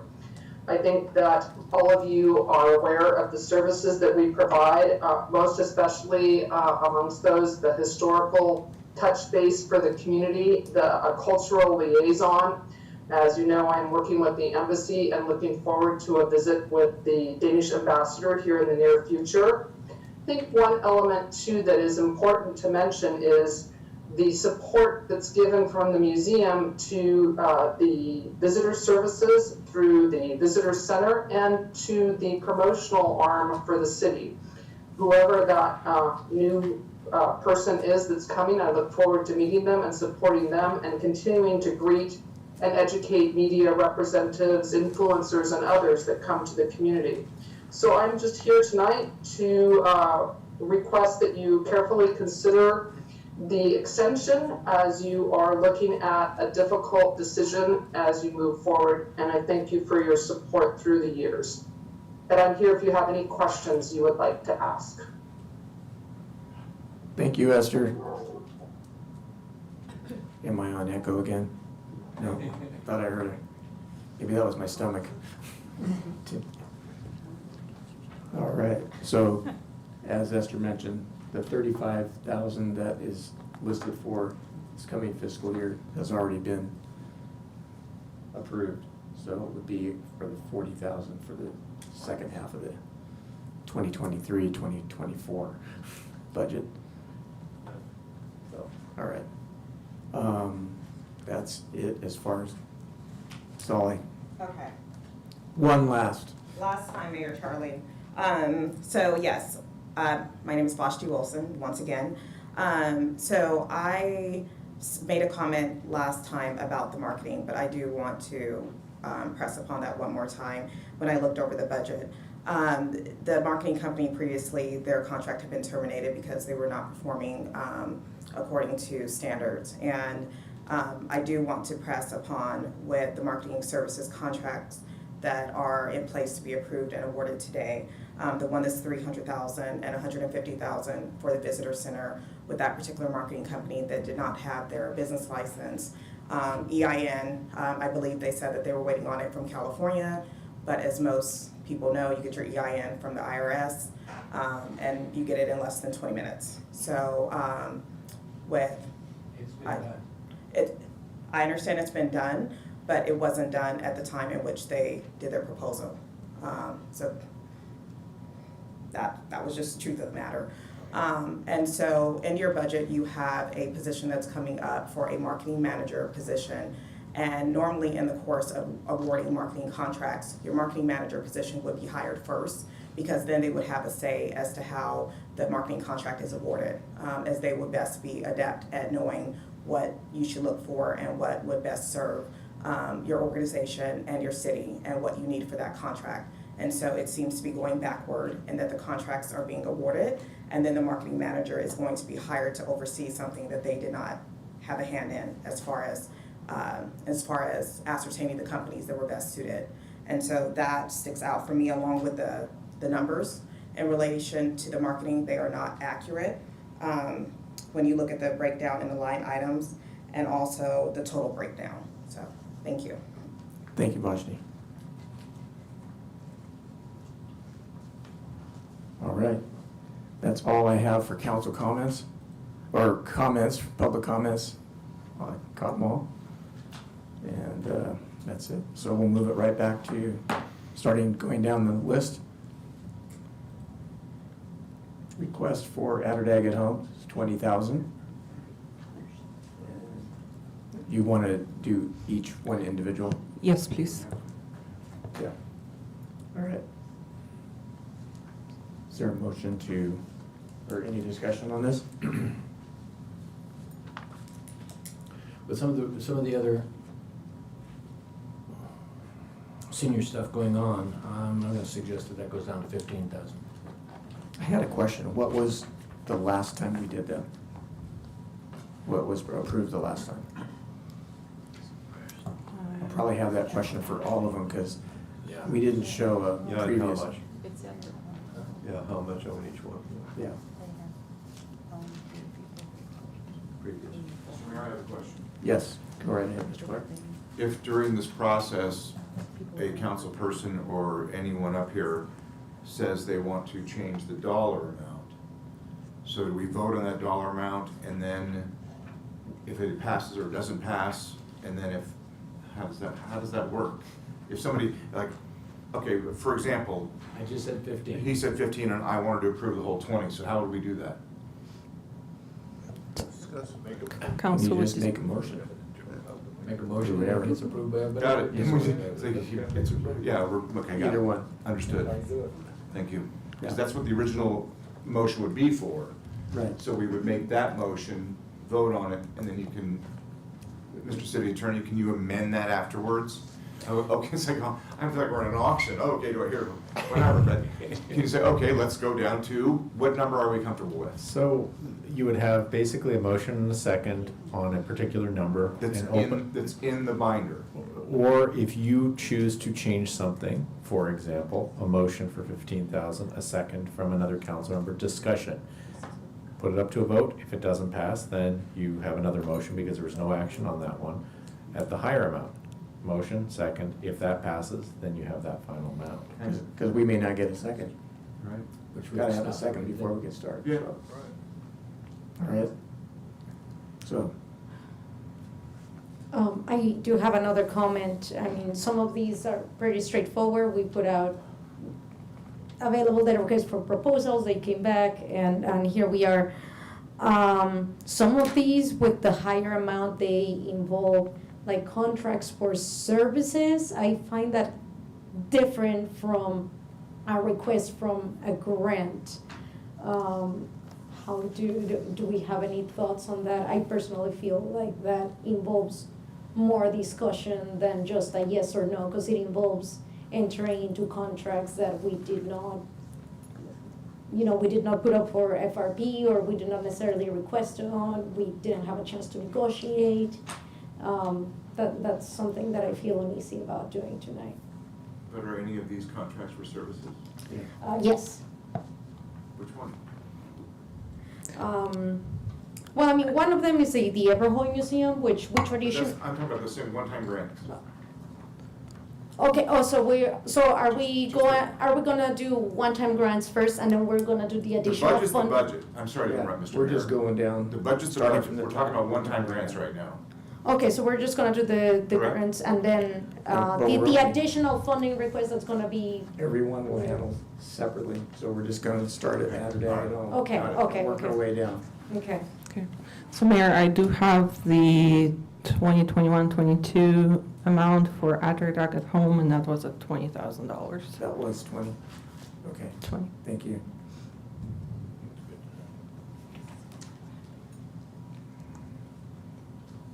All right, so do we have a motion to approve the one-time grant request for 20,000? I'll make a motion, we approve one-time grant request for Adderdag at Home for $20,000. Is there a second? I'll second it. Roll call, please. Yes.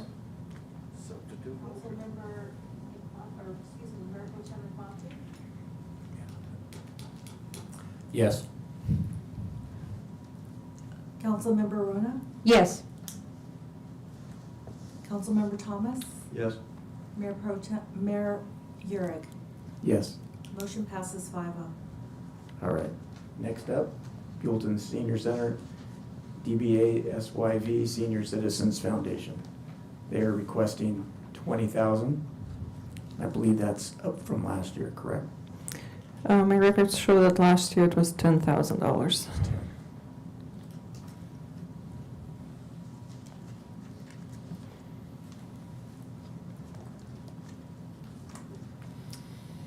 Is there a motion? I'll make a motion that we approve the Buellton Senior Center request for $20,000.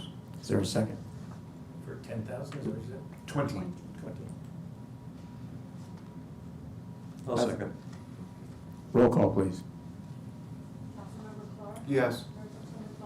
No. Councilmember Arona?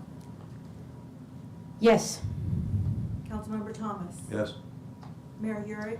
Yes. Motion passes 4-1.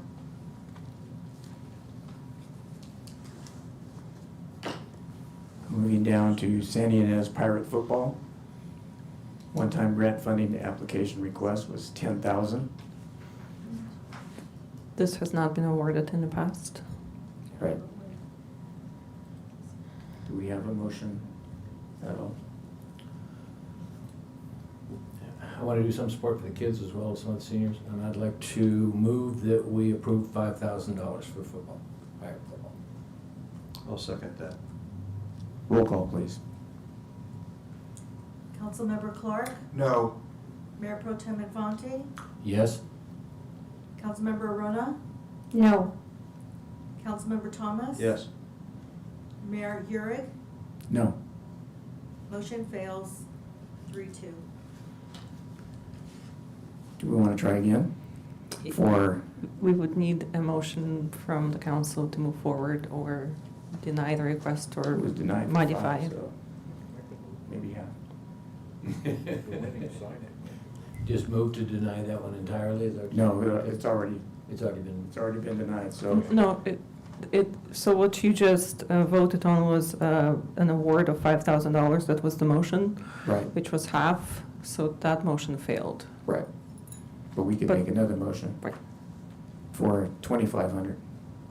Or nothing. Or nothing, yeah. I made mine. Is there anyone to make a motion for $2,500? Mayor, it sounds like we Well, have. as Councilmember Clark said, that's almost what it sounds like. Do I hear? I'll move for $2,500. Is there a second? I'll second. Roll call, please. Councilmember Clark? No. Mayor Pro Tem Infante? Yes? Councilmember Arona? No. Councilmember Thomas? Yes. Mayor Urick? No. Motion fails 2-3. Last one, 1,000. I'm serious. Hey, You gonna move that? 1,000. I'll move it for 1,000. Make a motion to, for 1,000. Roll call, please. Councilmember Clark? No. Mayor Pro Tem Infante? Yes? Councilmember Arona? Yes. Councilmember Thomas? Yes. Mayor Urick? Yes. Motion passes 4-1. All right. Moving on down, San Ynez Valley Fruit and Vegetable Rescue, otherwise known as Veggie Rescue. Their request is for $15,000. Last year, the funding was awarded at $10,000, or this current fiscal year.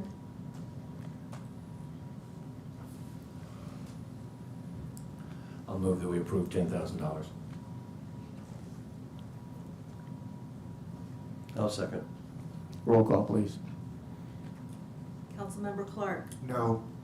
Mayor Pro Tem Infante? Yes? Councilmember Arona? Yes. Councilmember Thomas? Yes. Mayor Urick? No. Motion passes 3-2.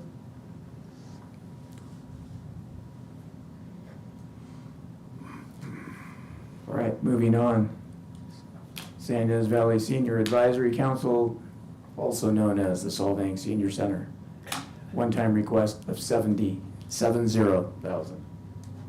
Is there a motion to What was last year? 70? What was last year? Last year last was $55,000. And just to be clear, this is all funds, right? This is in addition to in-kind donation?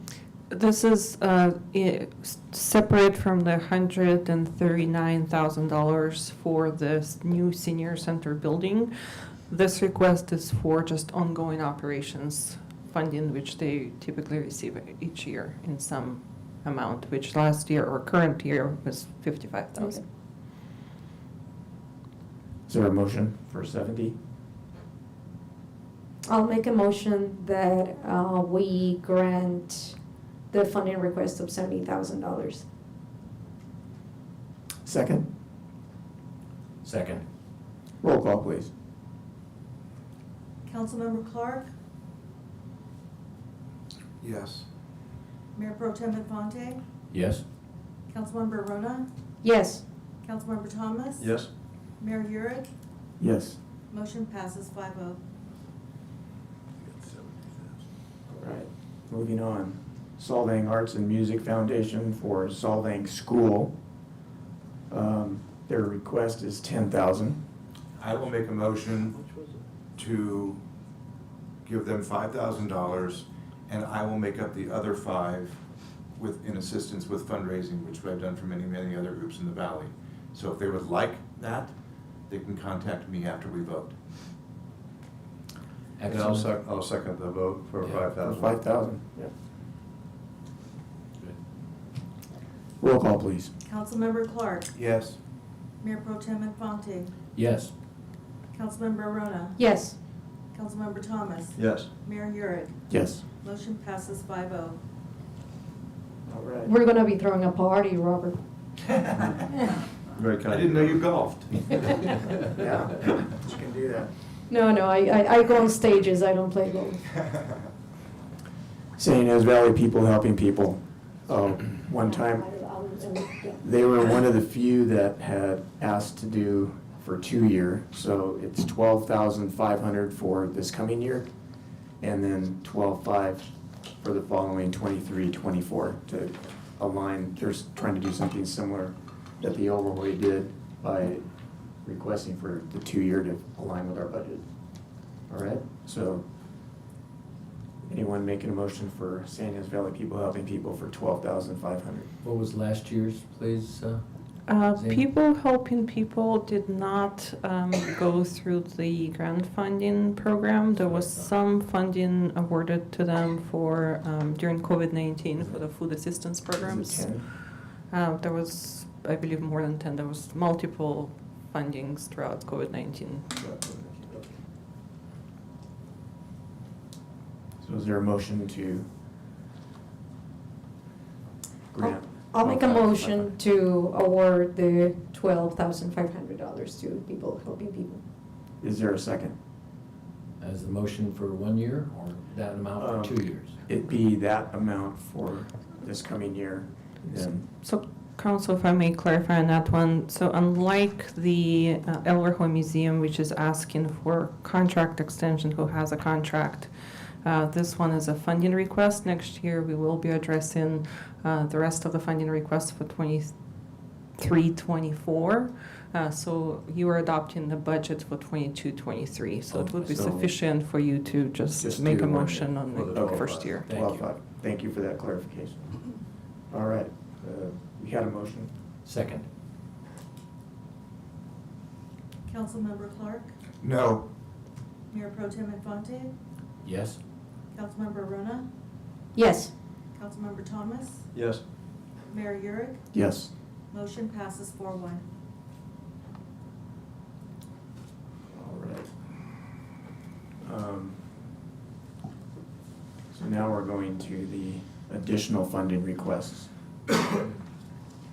So next up would be the contracts for services, which the Elverhoy Museum was transitioned to clearly a contract for services process about 3 years ago, to where it's no longer listed as just part of these grant applications, but it's actually services that provide and partner with the city.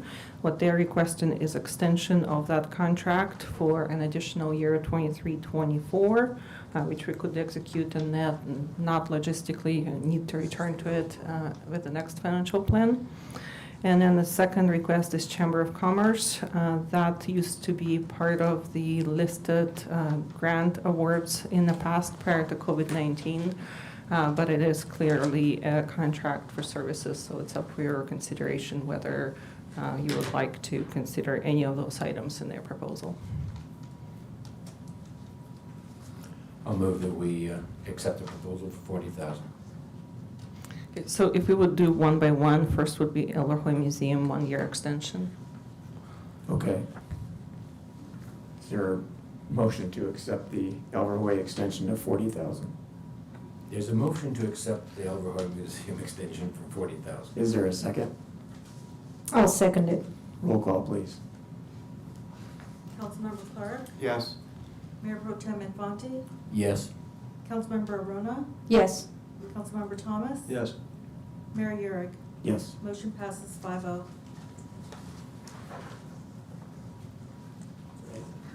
Moving on down, Solvang Chamber of Commerce, requesting 250 for,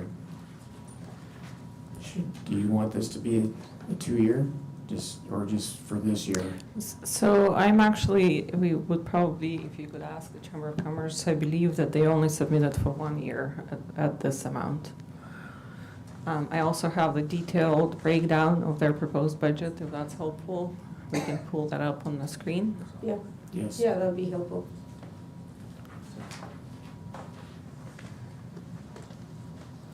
We can't read that. I can see Solvang Chamber.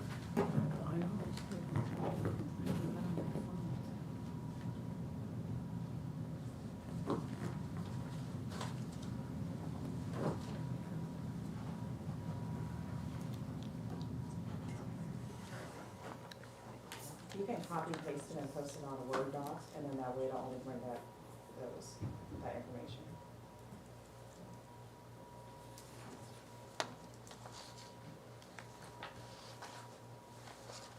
So what we're looking at really here is column C, is what's been proposed.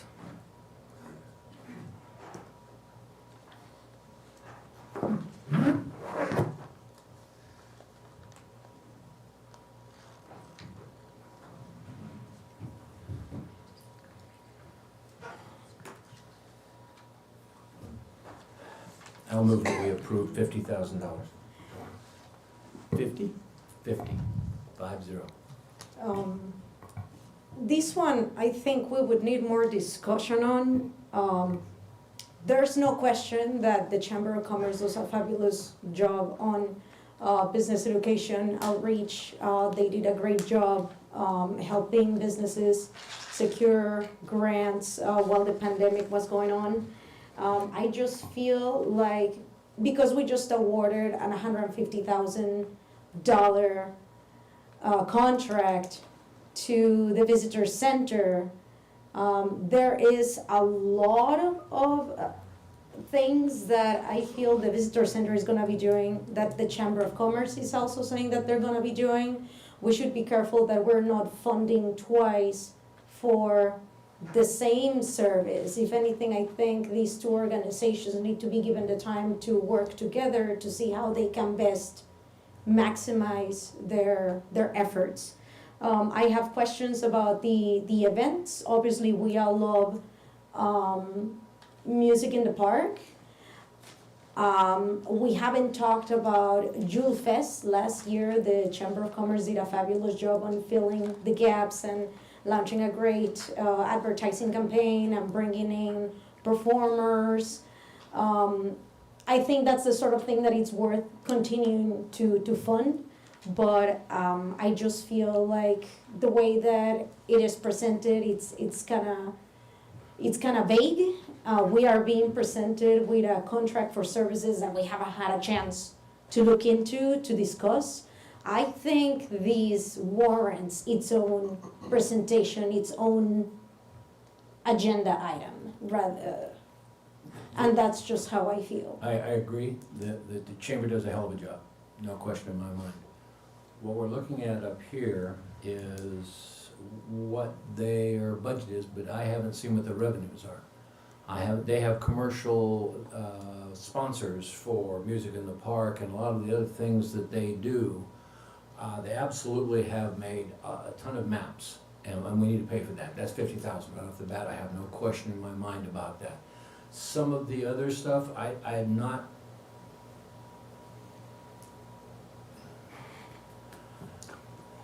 At this point, I'm hesitant to do more than the 50,000, maybe some more, maybe 75,000, but I'm really hesitant to go much more than that. as I don't know what this is, and Tracy can bring this up, but, that's a big ask, and there's a whole bunch of stuff in there that it shouldn't be asked for, I think, from the chamber. I don't know what the chamber's source of revenues are, I mean, besides their members that all pay for it, the sponsors for all their events. Tracy's done more for these businesses than anybody could ever imagine. The woman just makes the Energizer Bunny look like a slacker. But I'm hesitant to put a whole lot of money into it right now.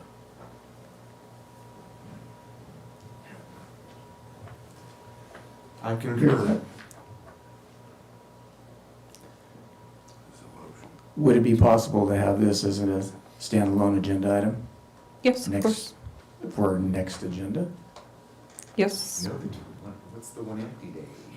Yeah. The one or two. I'm happy One to empty place day, we it on don't July want to be 11th. here. I'll do it at my house.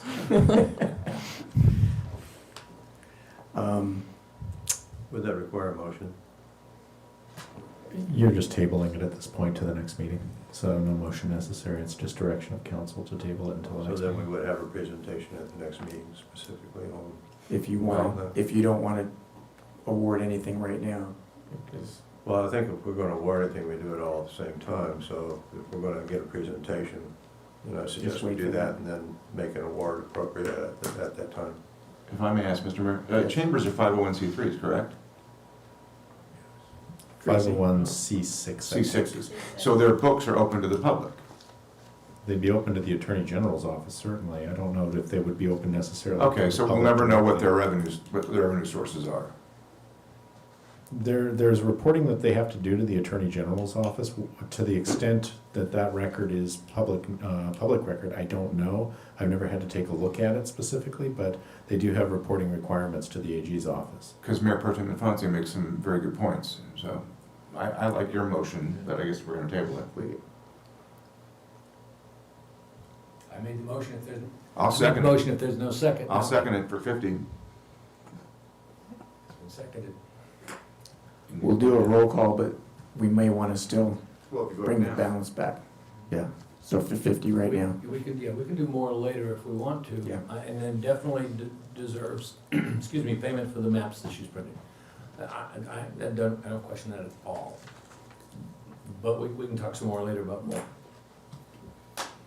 Well, we were talking about her coming back. Is that still on the table? Yes. So I have general direction to come back with a standalone item on the chamber's request at the next meeting. And right now, from what I can tell, there's a motion and a second to approve $50,000 towards the maps. Yeah. So we're ready for a roll A call. roll call. Councilmember Clark, Yes. Mayor Pro Tem Infante, Yes. Councilmember Arona, Yes. Councilmember Thomas, Yes. Mayor Yurick, Yes. motion passes 5-0. And then we'll put the presentation on for the next, Yeah. for the, what is that, the 12th? 11th. 11th, July 11th. Are you here, Tracy? Yeah, but I don't think I have anything else to present than I did in 3 weeks, a month ago. Okay. I don't know, I mean, I'll All have to right. have somebody else present. 'Cause they- Moving on, Solvang Festival Theater, their request was for 100. I'm gonna make a comment if I may, before I make any motions. I'm a star patron of Theater Fest, love these guys. They have said they're gonna expand their season.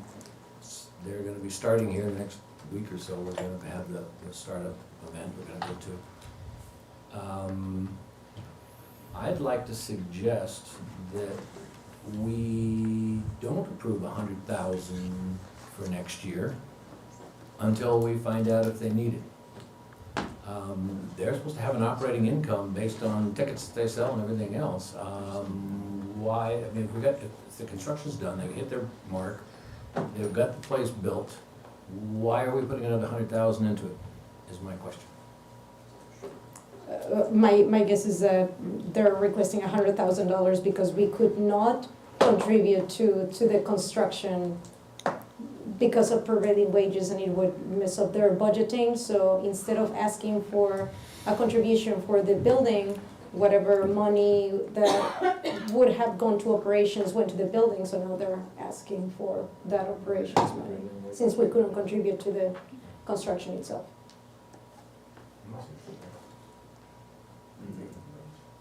Yeah, I know, yeah.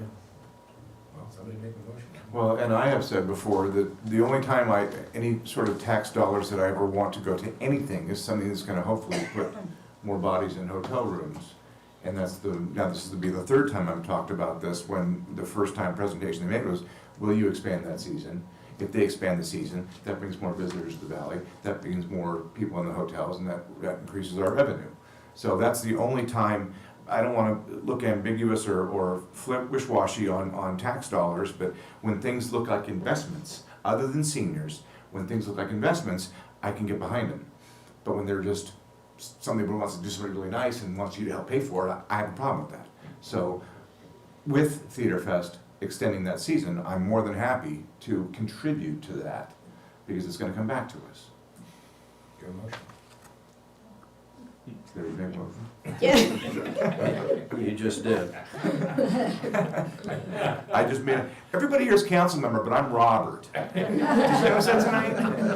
Okay, there's my motion. Councilmember Clark. There's my Thank you for that motion. Is there a second? I'll second it. Roll call, please. Councilmember Clark. Yes. Mayor Pro Tem Infante. Yes. Councilmember Arona. Yes. Councilmember Thomas. Yes. Mayor Urick. Yes. Motion passes 5-0. And just as a reminder, it would come back next year for the second ask. So that's We're only a doing the 1 year. clarification. Was your motion, Councilmember Clark, to fund it for 1 year for next year? Yes. Okay.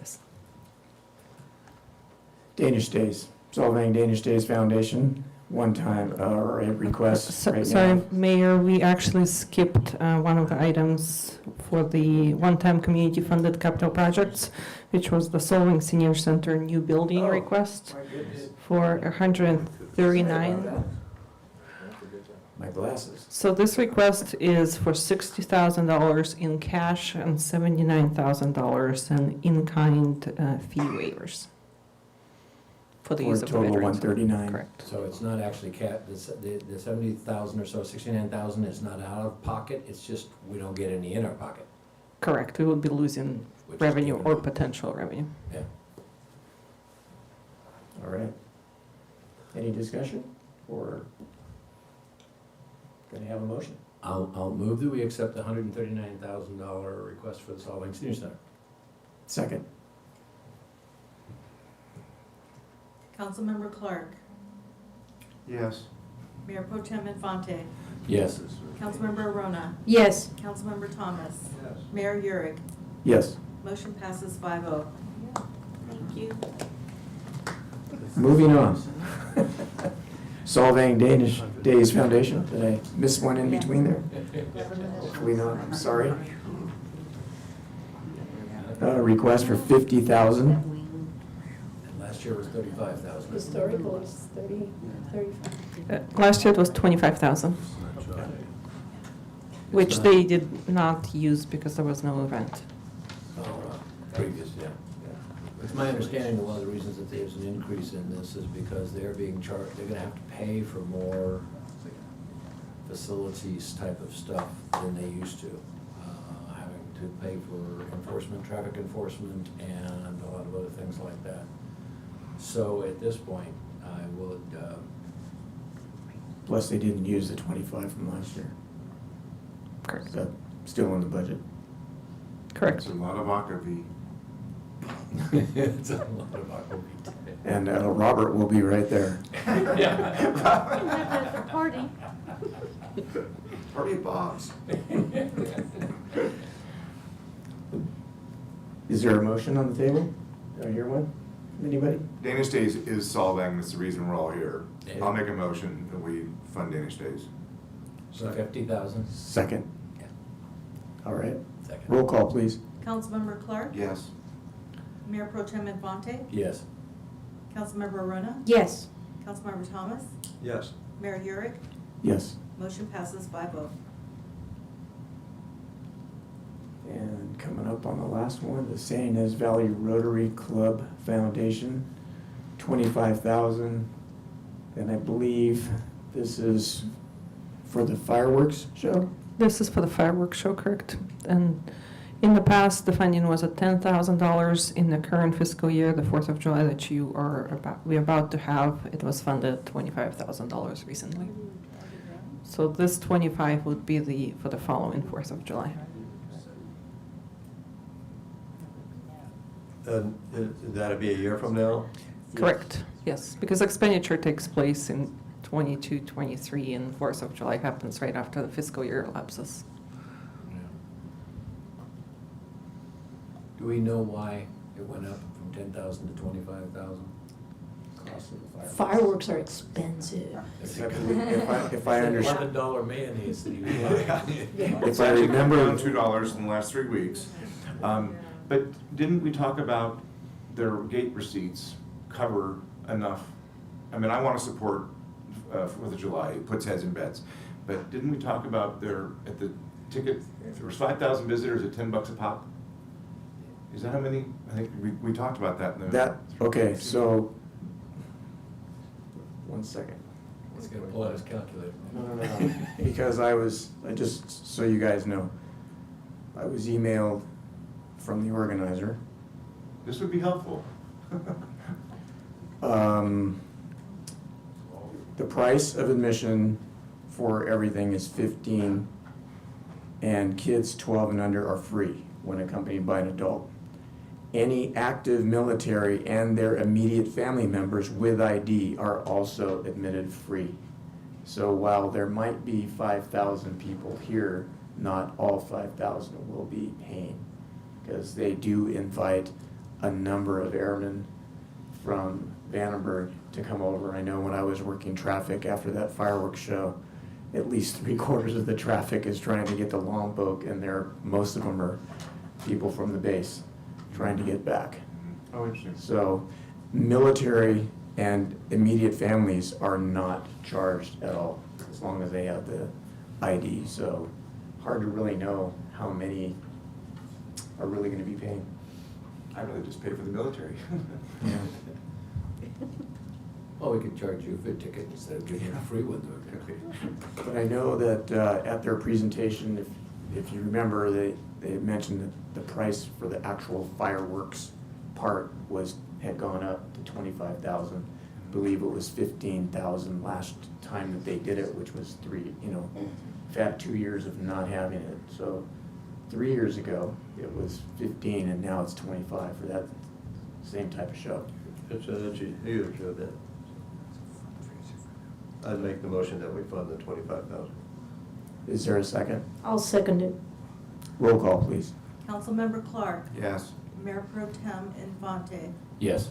Councilmember Arona. Yes. Councilmember Thomas. Yes. Mayor Heurig. Yes. Motion passes 5-0.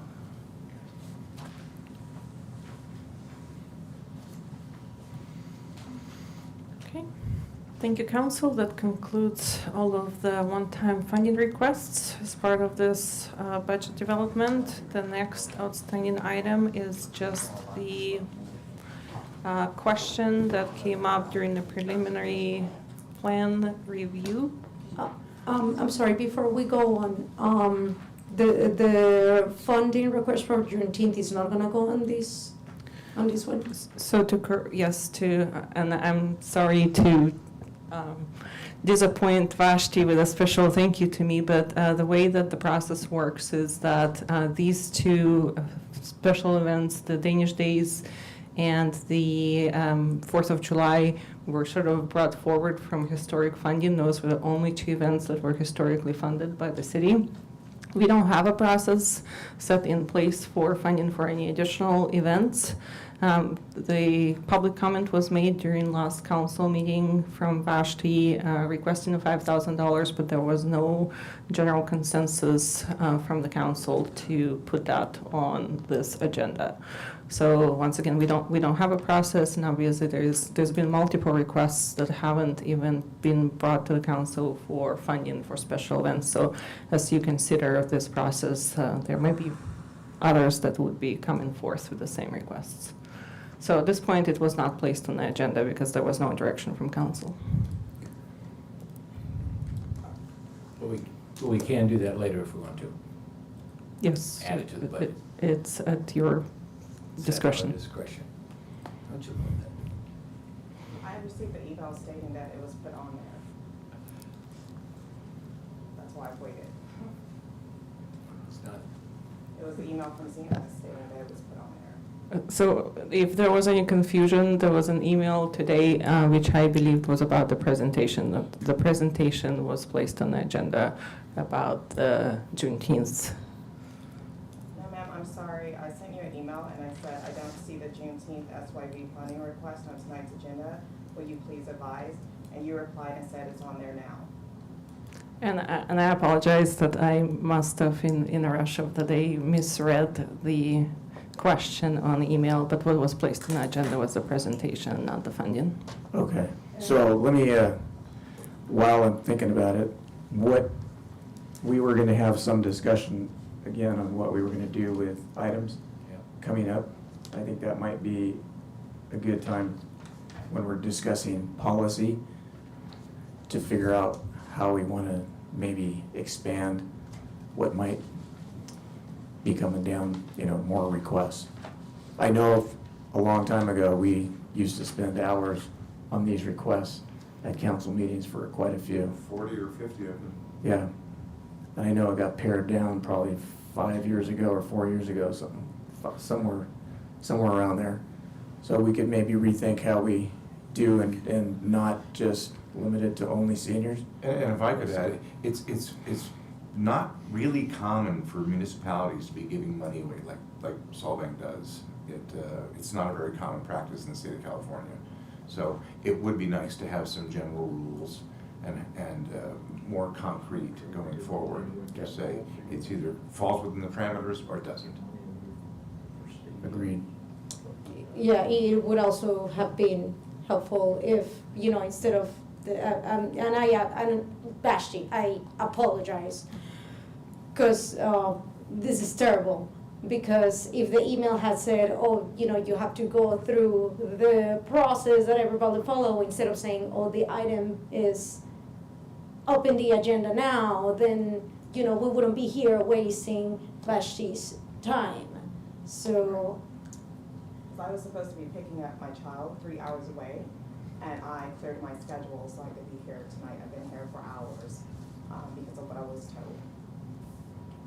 And once again, I apologize for that mistake. I was thinking that the email was referring to the presentation. I clarified that it was on the agenda. So I would like to be clear that I did send an email last year asking about funding requests and was told that only Danish Days was funded. And I received the information that that was incorrect. So then I asked about the process, and I was told that I will receive the process 3 different times, which I have yet to receive. And then I was told that I needed to submit a letter, which I did, which I never received a response. And then I was told from the last meeting that since it was brought up, it would be put on the agenda for this meeting. So I made sure that I was here. Can you ask her to get to the mic? Yeah. We're really out of protocol here. Yeah. Just for right now, Vashti, I think we're gonna have a discussion coming up when we actually figure out what we're gonna do with items that you're talking about. We don't have that currently in place as a policy thing. And it's not on the agenda. And it's not on our agenda, so we can't really discuss items as of stuff right now. I understand that, but I do find it problematic that I was told it was on the agenda. And if that was a mistake, I should not be, in order to the organization that I represent, Right. penalized for that mistake. And I have this in writing. So I know that exceptions could be made. And I really implore the council to do that in this case. Because I do think I try to be very fair and respectful. We can't hear her. Can you put her to the microphone, please? Yes, sir. I went through every process, have every email, I annotate everything, and I asked many times what the process was. I have done everything that I was asked to do. I made an exception because I was supposed to be out of town this evening, and I made other arrangements because I was told that this was on the agenda. I have been here now for hours waiting to address this issue, and I understand that there's ambiguity with your processes, but I should not be penalized, nor the organization in which I represent should be penalized because that was made unclear. I was told in writing to do something a certain kind of way, and that's what I did. I would not have known that that was incorrect. But be that as it may, I implore the council to bring this up to be discussed at this meeting because I know an exception could be made for the fact that I went by what I was told in the email. Well, that's true.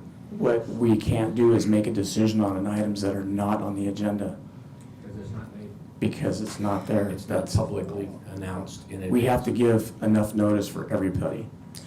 That's the only thing that. But what we can do, I we think, can is listen. request that these be put in a future agenda. Obviously, we can't We can do do it that. right now, and I think this is worthwhile.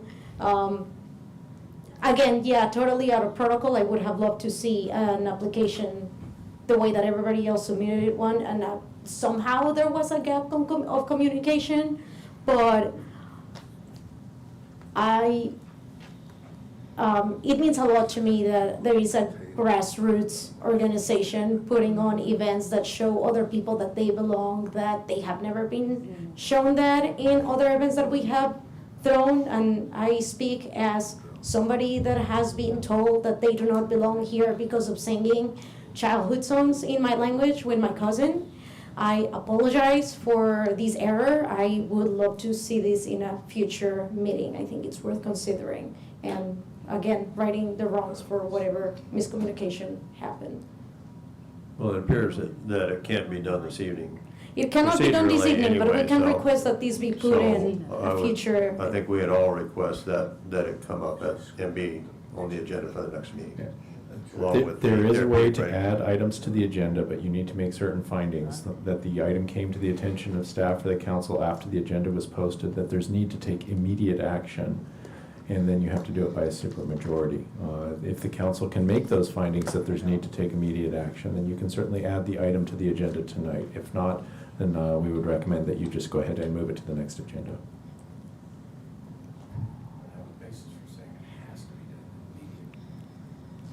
If you could speak into microphones. Vashti, do you have the emails that you exchange with I do, staff? and I will say this, that again, I asked last year if there was a process or any, and I was told that this was not available, that it was only for Danish days, which is why I did not submit the application initially, because I had no clue. With this process, I sent numerous emails. I've sent about maybe 10 or 15 emails, and I was asking, what do I need to do? What do I need to do? Where do I need to be? And then I was told to submit a letter. So I submitted the letter. And then I was told to appear here and public comment. So that's what I did. And then I was told it would be put on the agenda for this time. I did not see it on the agenda. So then I sent an email asking about it, and received the email back that it's on there. So again, you know, I was supposed to go on vacation with my child, which I had to make arrangements for to ensure that I was here. And I am a little aggravated because I think that the process should be very clear and open to everyone, and it should be publicly stated, and everything should be available to every party that equally for the right to apply.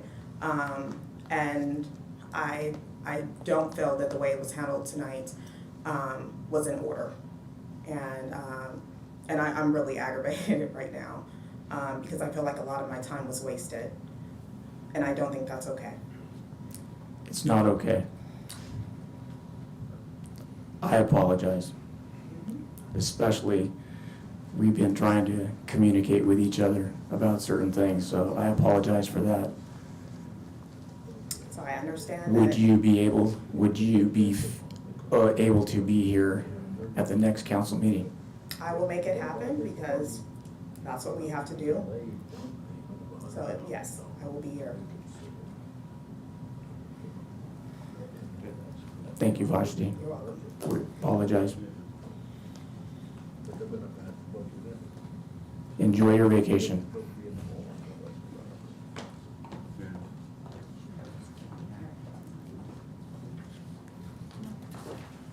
So if we could add that. Yes, council, that will be added to the next agenda. We get to move on to item. We wanted to approve the budget first, and all we did was approve the funding. So you approved the funding. We have one outstanding item, which is the consideration of the Wayfinding signage project. That one, yeah. That's the last part of this. I forgot about So just to give you an idea of where this, these discussions have been, there's a description on page 320. Earlier this year, you had adopted a new Solvang logo, and if we can pull the presentation up, which is shown here on the right. That new Solvang logo came with a different scheme of colors and style, which then prompted work with the design review committee, which you have appointed to look at signage and architecture throughout town. So through working with design review committee, they adopted the color scheme that you see on the left, which is the blue, the red, and then there's some additional colors to complement, which is the kind of off yellow and gray. That was developed by a designer firm that was through Cogs and Marble, and was approved by the design review committee. As part of that, based on recommendations of Tourism Advisory Committee, which you appointed to work with the city staff and consultants to develop strategies for marketing and also branding, they had reviewed this item and recommended that going forward, City of Solvang consider replacing signs that would all be on brand, and also add additional signs at the entrances of the into town on basically the north and south ends. So that's how this project or concept of a project came about. We have worked on the budget, have looked at different materials. This is very conceptual at this point, but we have looked at materials that could make it cheaper, and we think that we could accomplish what's in front of you at $300,000, and we'll continue to work on making this more efficient at the same time as keeping it on brand for Solvang.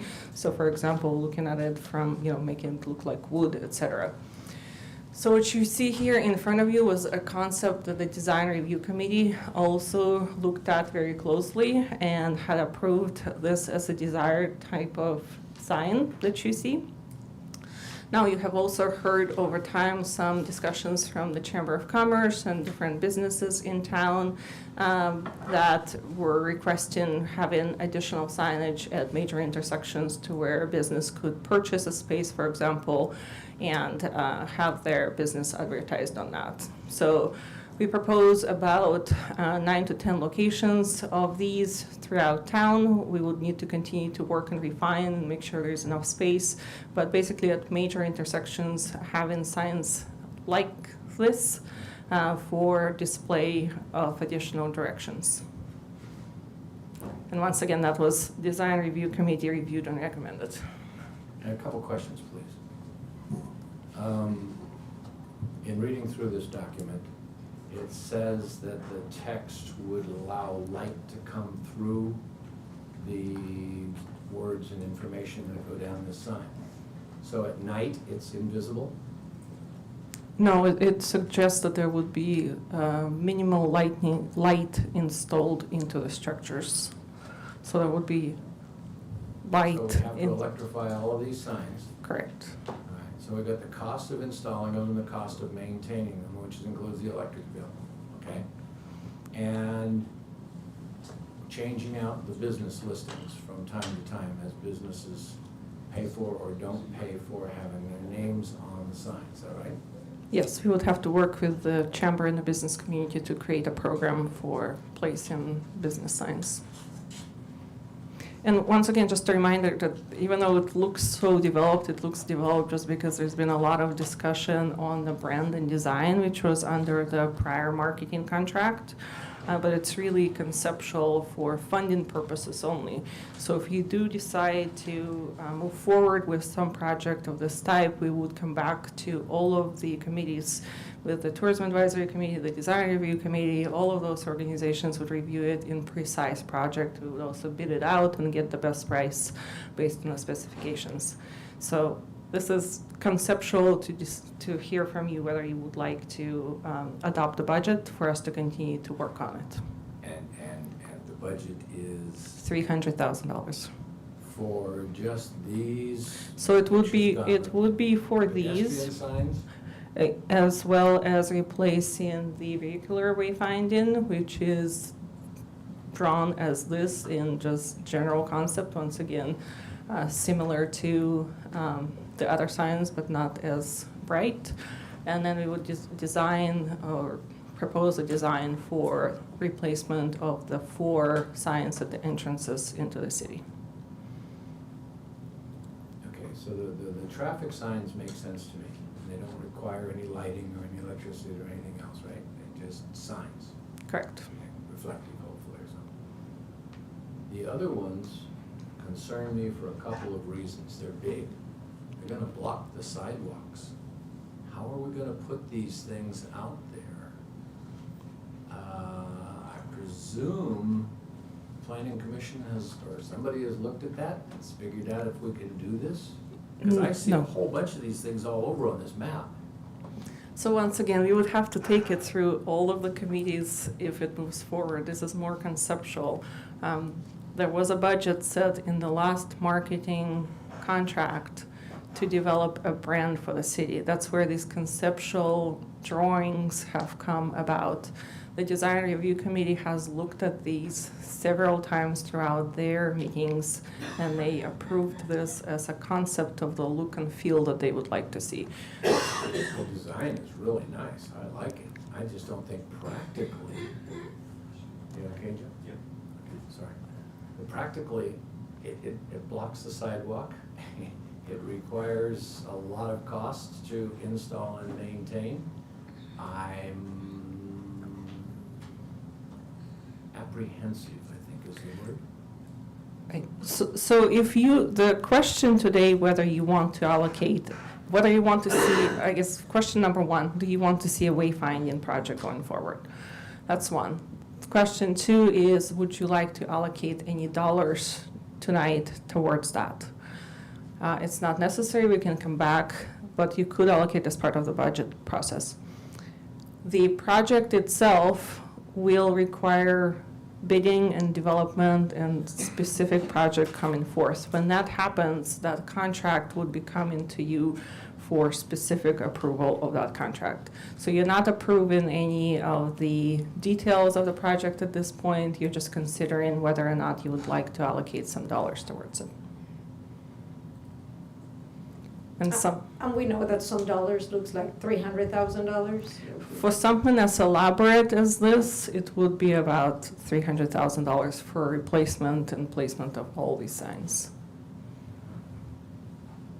And once again, we will of course continue to work on our research and the most modern materials to bring the cost down. It would not be real wood, it would be materials that look like wood, for example. Dennis is working with real wood. He's sanded it down and repainting and he's doing a good job. But I know there have been comments or suggestions about business improvement district. I feel this is the sort of project that something like that would fund. Is that a conversation that's still going on? That is not a conversation that's currently going on, but it's definitely a conversation that you could direct us to work on and put something forth like this in the future with that concept for funding. That's a brilliant idea. Perhaps as we are talking about, are we gonna do a European style plaza? It's gonna need embellishment. We can have sign finding. I think this should be part of that conversation. I don't feel comfortable, saying, yes, go for it, when we know it's a considerable amount of money just out of general fund. I would agree. I'm uncomfortable with that much money, and for these signs, I love them. I mean, they look really nice. If we're gonna do it, it should be good, yeah. The business improvement, what do I call it, bid? Business A bid, yeah. District, yeah. T-bid. Would be a great way to pay for it, rather than the city paying for it directly. We can put in some amount of money, but, so can we recommend, move, vote on it? Did we put a senior citizen on every street corner instead? There you go. With a sign. With friendly directions. With a red jacket. Trade-off, right? Danish They costume. could be our on. ambassadors. I might. We'll put it We'll on. drive them Anyway, I there. apologize, Mayor Pro Tem. That was good. I'd like to pursue looking into this. I'd also like to pursue the T-bid to identify the funding to support it. And I'll make that motion. I believe we just need general direction. This was just General tabled. So if Do you need there's, to go to public comment first or anything? we already took public comment on. It's all the same, right? We're still on item 8. It's true. Is there any way we could look at going ahead with a part of it? I really like the signage, you know, the visitor, you know, RV parking, public parking, and so forth, and it has the new brand out there. I can't think that that's going to be an extravagant amount. You know, if nothing else, I'd kind of like to go ahead with that logo or with that movement and on those signs, Okay. and then work with T-bid on the other ones, on the bigger ones. I think that's excellent. You gonna make that motion? I'll second. Do you like option A, the traditional road, or the modern option B? The difference between them is pretty minimal. Which one's option B? There's the. Option A is the one on the top, This is option A. the bottom This is one. option B. This one. Yeah, because I wasn't under the impression that they were the same.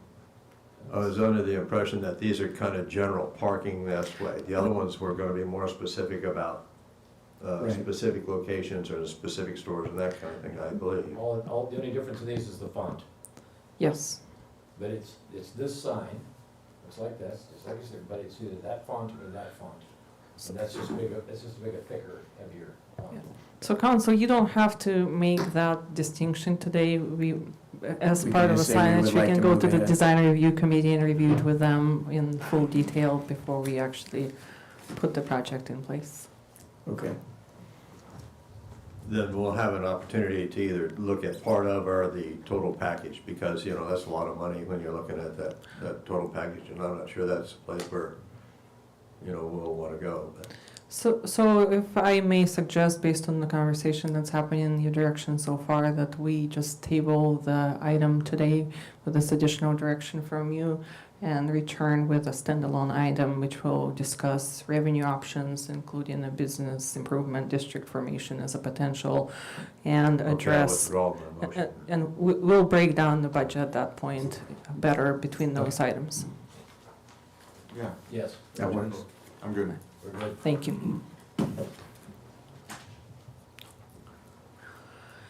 Okay, so now the last action on this item would be to actually approve the proposed fiscal year 2022-24 financial plan for the 2 years and approve resolution 22-1179 adopting the fiscal year 2022-23 budget as presented and authorizing the city manager to make administrative changes to the document to reflect city council action taken during this hearing. Is there a motion? I'll move with what she said. There you go. Is there a second? You read it out. I'll second. Roll call, please. Councilmember Clark. Yes. Mayor Pro Tem Infante. Yes. Councilmember Arona. Yes. Councilmember Thomas. Yes. Mayor Heurig. Yes. Motion passes 5-0. Alright. Moving on to item number 9. Madam Clerk, please read the title. Discussion and possible action regarding tax measure poll results for the November 2022 election ballot. Adopt resolutions to submit to the voters a question relating to updated local funding sales tax measure. Draft resolution 22-1180 approving ballot measure text relating to locally controlled 1 cent sales tax to be submitted to the qualified electors of the city at the general municipal election to be held on November 8th, 2022, as called by resolution number 221173, and directing the city attorney to prepare an impartial analysis. B, draft resolution 221181, setting priorities for filing written arguments regarding the city measure. Draft resolution 221182, providing for the filing of rebuttal arguments for the city measure. Number 2, introduced by first reading by title only, draft ordinance imposing a locally controlled 1 cent transaction and use sales tax to be administered by the California Department of Tax and Fee Administration, subject to adoption by the electorate. Thank Fair you. staff report. This item is in front of you based on your council direction from February 26th, when you set your goals and considered consideration of moving forward with potentially placing a sales tax measure on the next election of 2022 in November. In order to do so, staff has engaged a consultant, Lou Edwards Group and Godby Research, to conduct a scientific survey of our voters, and the results of which will be presented to you today. The language that's proposed for a potential sales tax measure is found on page 350, titled Solvang Local Control and Essential Services Measure. This would be to protect and maintain funding for City of Solvang services such as pothole and street repair, flammable brush removal, 911 emergency response, neighborhood police patrols, recreation programs, and general government use. Shall the City of Solvang adopt a measure establishing a 1 cent sales tax until ended by voters, providing $1.6 million annually that cannot be taken by the state, with independent citizen oversight and no money for administrative overhead. We have the consultant here with us today. This is the deadlines for the county in order to place a measure on the ballot are at the end of this month. So this would be the last opportunity for the city council to consider all of these resolutions and the ordinance in order for us to place the ballot or the measure on the ballot for the next election. The next opportunity for a revenue measure would be in 2 years in 2024. With that, I would like to invite Brian with Godby Research to present us with the actual results of the scientific survey that they conducted, or poll. Thank you, Zena. Mr. Mayor, members of the council, I'm pleased to be here this evening to present to you. Let me share my screen, and all of you should be able to see the presentation now, and I will just dive in from here. As Zena alluded to, we were commissioned by the council to conduct a survey of residents, voters, likely voters in the city of Solvang. There are a variety of goals in the survey. First was to look at the provision of city services and management of public funds. Second was to see where people thought the economy was headed. We also had a question about the satisfaction with the city's efforts to address the COVID pandemic over the last several years. We looked at attitudes towards tourism briefly. We have a hypothetical measure that focuses on a sales tax, as well as a future funding measure, which you might consider later on. We look at a variety of things you might spend the money on to prioritize the respondents' needs. There are informational items on the potential measure, and then there's a variety of demographics and behavioral characteristics that we use to make sure that the sample is representative of the community. The next slide briefly shows the methodology in a little more detail. The data collection was online and by phone. Online meaning that we sent invitations specifically to likely voters via email and text invitations. They could then click on a link which took them to an online survey, and then we also called people as well. The universe that we sampled from was likely November 2022 voters, so you had to be in our sample. It wasn't just an online survey by the as an aside, that we put a link on your website or social media, and anybody could click on. It was a specific sample that we developed. We were in the field from May 23rd through June 2nd. The average survey was 22 minutes on the phone, which is still our metric for measuring length. The sample size was our goal of 200, which gives us a margin of error plus or minus 6.65%. Moving into the specific data, as I mentioned, the first section was a variety of different background questions about the city. The first being, are you satisfied or dissatisfied with the city's provision of services? If you add the very and somewhats together, you see we're at 74% satisfied, 21% dissatisfied. It's about a 3.5 to 1 positive to negative ratio. Based on all the studies we've done since COVID started, that's a pretty good satisfaction rate with city services.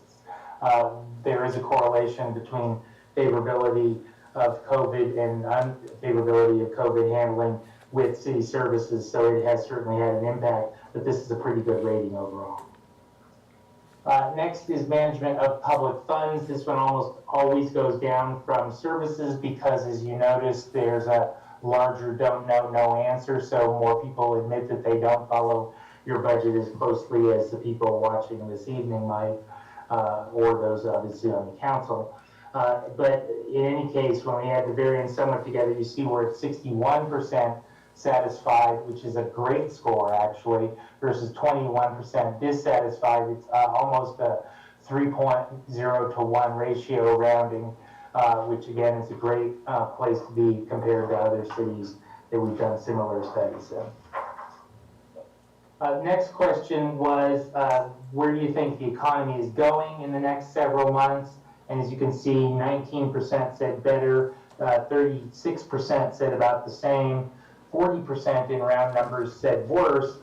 And while that's obviously not where we want it to be, that's not bad overall. In the last 5 months, we've seen this as low as 25% worse. That was in early January. But we've also seen it in the last week as high as 62% worse in other communities that we've done surveys in, again, in the last 5 or 6 months. So you're a little bit in the middle, which is, I think, not bad, really. Obviously, we want gas prices and grocery prices to go down and mayonnaise not be $11 for a jar, as the council member mentioned earlier, but this is where people see it going. Brian, we have a question from Councilmember Clark. Certainly. Thank you, Brian. These are local residents surveyed. Is this question specific to the Valley and Solvang, or just nationally? No, it's the specific question. Let me read that. That might be the best way to answer it. Is, thank you. Looking ahead 6 months from now, do you think the economy will be better than today, about the same, or worse than today? The economy as a whole is what you're asking them, okay. Yeah. Thank you. But it's also in the context of just, the first 2 questions obviously were about services in Solvang, and then your efforts to spend taxpayer money. So we're clearly focusing on Solvang, and at the end of the day, the economy is local. It's about where people buy their gas, where they buy their groceries, where they buy their other things, and to the extent that some of that is online, obviously prices vary nationwide, but still again, people are thinking locally. Thank you. Sure. And this final question in the background section, well, I'm sorry, not final, but another question in this final section is, do you have a favorable or unfavorable view of the job the city is doing handling COVID? Again, adding the very and somewhats together, you see that we're at 80% favorable, which is an excellent rating, versus 14% unfavorable. It's a 5.7% or 5.7 to 1 ratio. The range we have seen this throughout the COVID pandemic is as low as 35% favorable and as high as 83. So you're virtually at the top of the list, and one of the highest we've seen in the last several months as well. Next question asked people to whether they have a favorable or unfavorable view of tourism in the city. And again, adding the varying somewhats together, you see we're at 84% in round numbers favorable, 14% unfavorable. It's almost a 6-to-1 in round numbers favorable to unfavorable rating.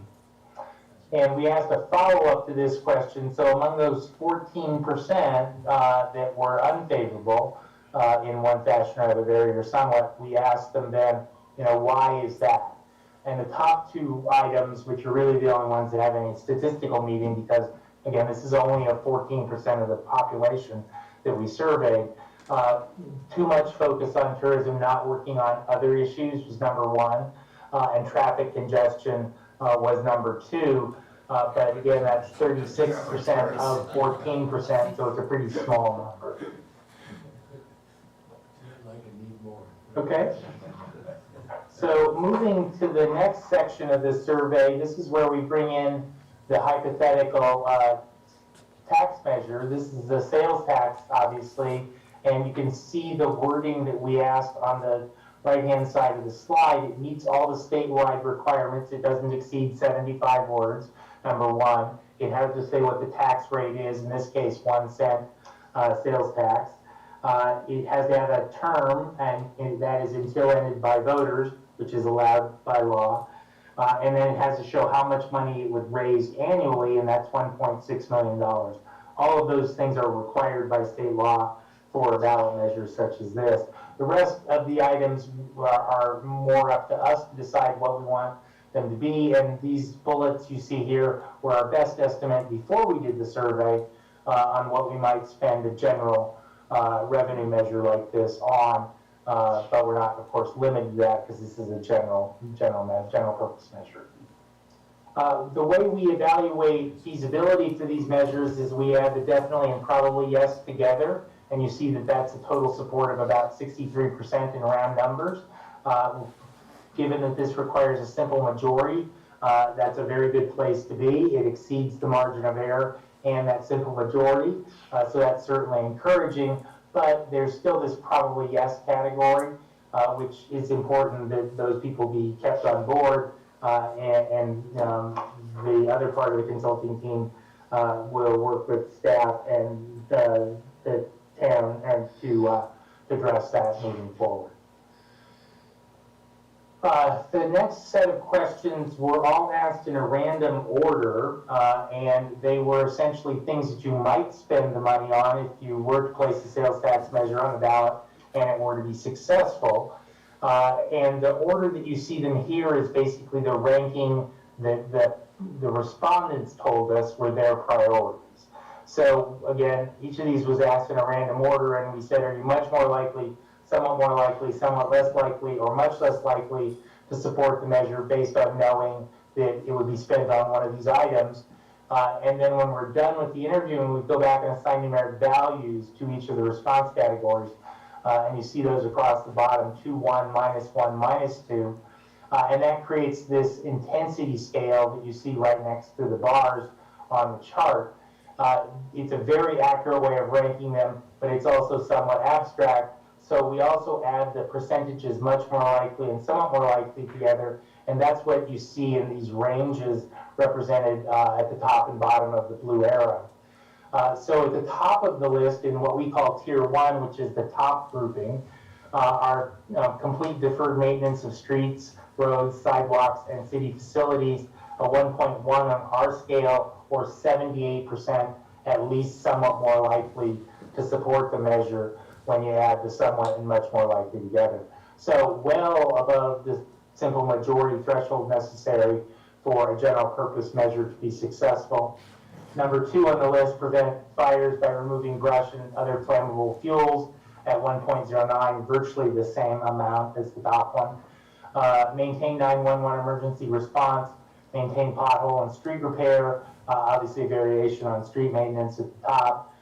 Maintain neighborhood police patrols, maintain senior adult youth recreation programs and city-funded community and special events, maintain senior services, and rounding out our top tier, maintain city parks.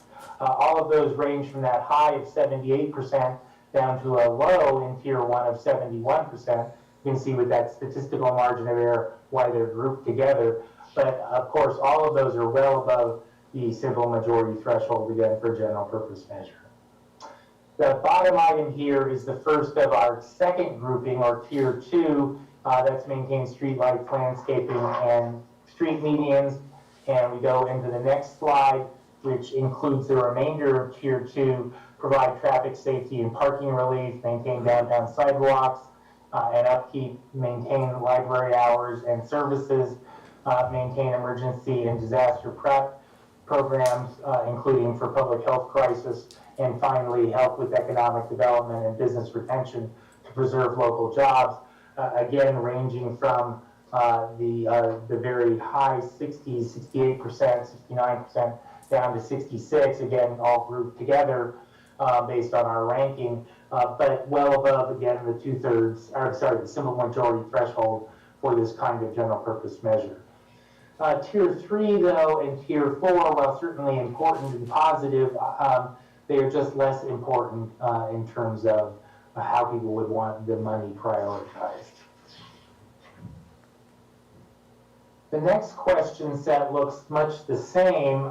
It is what we call informational statements, so it's information about the measure, factual information. The methodology is pretty much the same as the previous question set, but the response categories are truncated. There's no negative side of the equation. It's just 2, 1, 0. The rankings still work the same way. We get groupings, and then we can look at the percentages that are much more likely or somewhat more likely to support the measure based on that factual information. At the top of the list, then, is the measures will continue to give Solvang local control over local funds, and no funds can be taken by Sacramento. Doing these surveys, dozens and dozens of these surveys a year, that's always the top item. Or very close if it's not the top. It's very important, local control. Purchases of groceries and prescription medicines are exempt from sales tax, so it's not a burden on seniors or low-income residents, is number 2.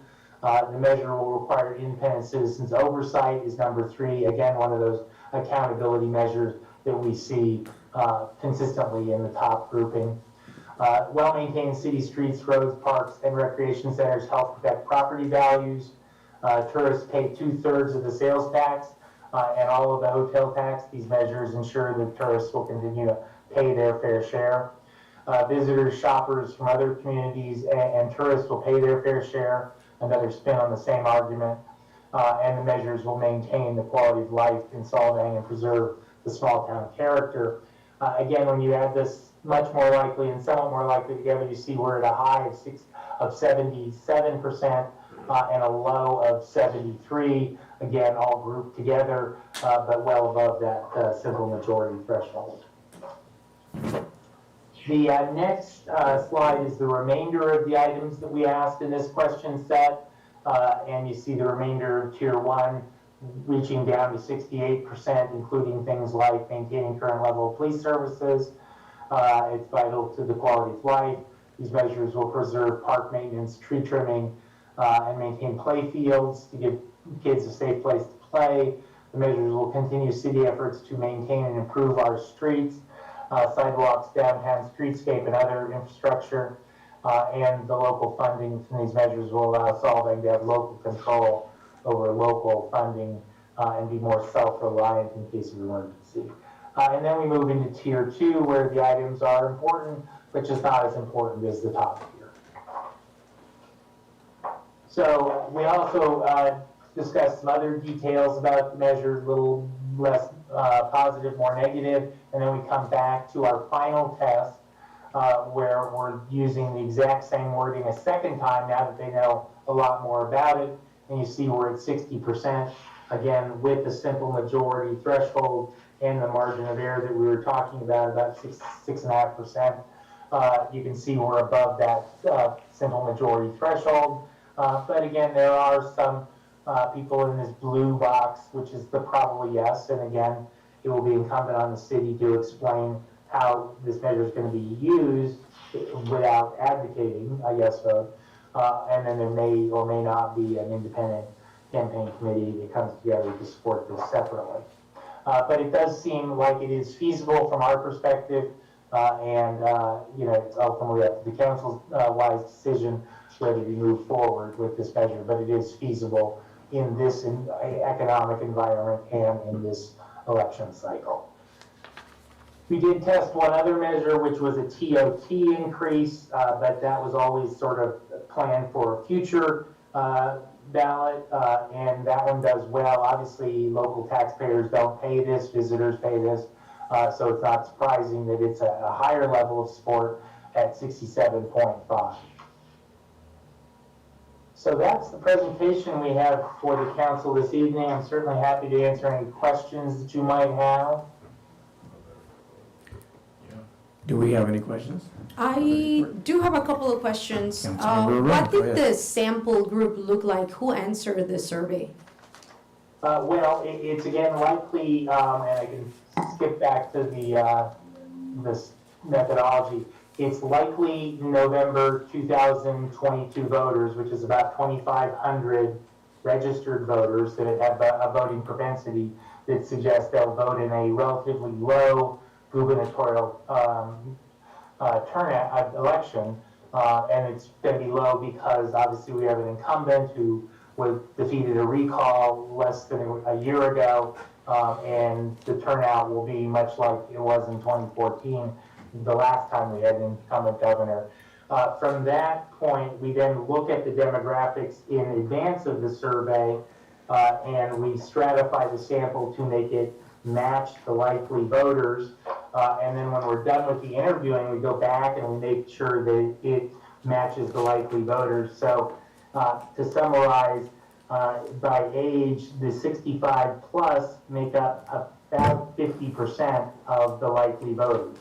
The 50 to 64 are 27%, the 40 to 49 are 11%, the 30 to 39 are 9%, and the 18 to 29 are 2.5%. So you see it is more heavily older voters, and that's typical in these lower turnout gubernatorial elections. In terms of ethnicity, by surname, there's no question on the voter registration form that asks ethnicity, but we can go back and look at surnames and make an estimation. 78% have European surnames, 11% have Latinx surnames, 1% have Asian, and then the rest is other, it's a couple percent. In terms of, let's see what else, homeowner and renter, about 57% are owners, 19% are renters, and there's a whole variety of other demographics that we weight by, based again on the likely voting numbers. Yeah. And then just one more, and this is just a general comment, but if I understood correctly, after the voters were presented with the benefits of adding the sales tax, the approval rate actually went slightly down? Slightly. It's not statistically significant because it's within the margin of error, but it does go down. And that can often be the case. It's certainly been the case in all of the studies we've done this year, just because people are thinking about taxes more, and obviously the economy is a bit challenging. But it is certainly above the threshold that we need to be successful, and in the range where we in the Lou Edwards Group believe that the measure is feasible. Okay, thank you. Do we have access to this report? So, this One report. thing I would like in particular is some of the listings of the things they'd like to see done with the money. There was a couple of things in there that hadn't occurred to me. I'd like to see that, get hold of that. Yeah, right here was some of them. Well, I should point out, council, this is going to be a general tax. The listing of the items that are set forth in the ballot measure are illustrative rather than limiting. Ultimately, it's going to be up to the council to make those determinations once the tax measure passes as to how it will be used. But this will provide you some guidance as to what is important to the constituents. But because it's just going to be a general tax, it's not binding that you use it for those specific things. If you were going to adopt a special tax, it would have to pass by a 2/3 majority, which would be outside the margin of error that we have on this particular matter. So that's why it's being recommended as a general tax measure. And I agree, I understand, and thank you very much for the clarification, but this particular page in particular, That's redundant, you know that's redundant. This particular page, yes, not even 10 yet, lists a number of items that I hadn't thought about as services that we probably need to be aware of that the populace would like. Then it's food for thought, yeah.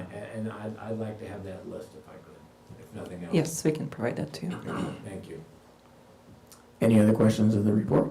Is it true that 74% of residents don't believe statistics? Well, Mark Twain said there are 3 kinds of liars, damn liars, and statisticians. Yeah. He helped Grant write a book, it was good. Any other questions? But I have to admit, looking at those tiers at the beginning and the percentages and on the bottom and the right, and I was completely lost. And then I started to pick it up and understand a little bit more. But the point you made about those, I'm surprised, first of all, that the threshold or the tolerance for a sales tax is as high as it is. I didn't think we'd get over 50%. And knowing what they want it spent on is another good point. And it, like the attorney said, we don't have to spend this particular money on those particular services, but those are services I'd like to know the residents want to have done and put it in our arsenal, if you will, of things to consider. And usually the cities will just say it's either you pick children or public safety.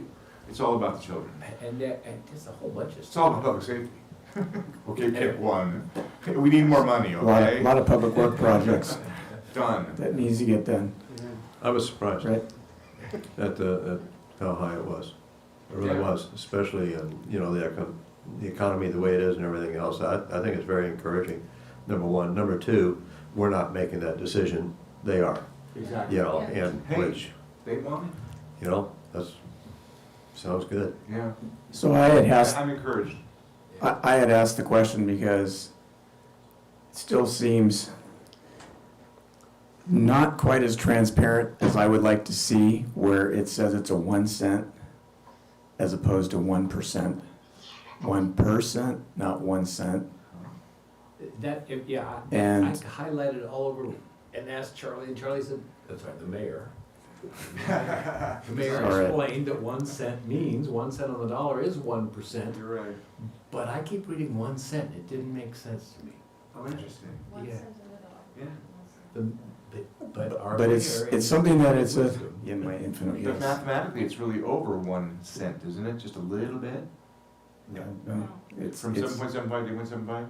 No. to 8.7. I missed that day, you're right. That is 1 cent. You missed that day of geometry? I did. Okay, I never really went at all. But, yeah, it is a 1 cent. Surf really good. 1 cent for every dollar, but, you know, 1 cent, 1%, and just want to make that clear and make sure we understand that so that we can express that to everyone out there. Otherwise, do we need to take this? Public comment? Public comment. Out to public comment. I do not have any speaker slips at this time. Is there anyone wishing to make a comment on this particular item?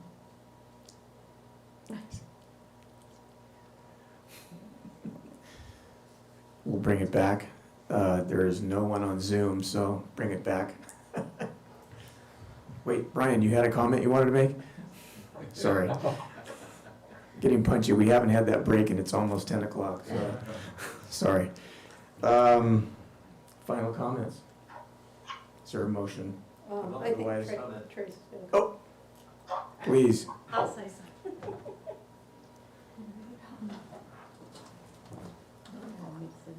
We had talked about this. I would just say, Tracy Beard from Solvang Chamber, in Lompoc, they were able to do this, working with the community, working with the chamber, working with other organizations, and they did not hire a consultant to move this tax forward, and it helped them on $3 million in Lompoc. And I do believe this is something the community and everyone can get behind for what you guys are talking about. Thank you, Tracy.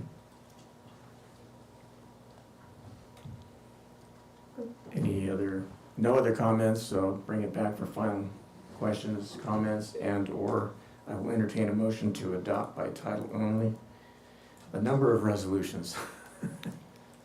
So council, I just want to clarify what's going on with the resolutions. The resolution that has the box in it, which is the one that will be sent to the county with the actual thing that will appear on the ballot, that's what people will be voting yes or no on. But the actual ordinance will also appear in the ballot, the sample ballot, in the information book.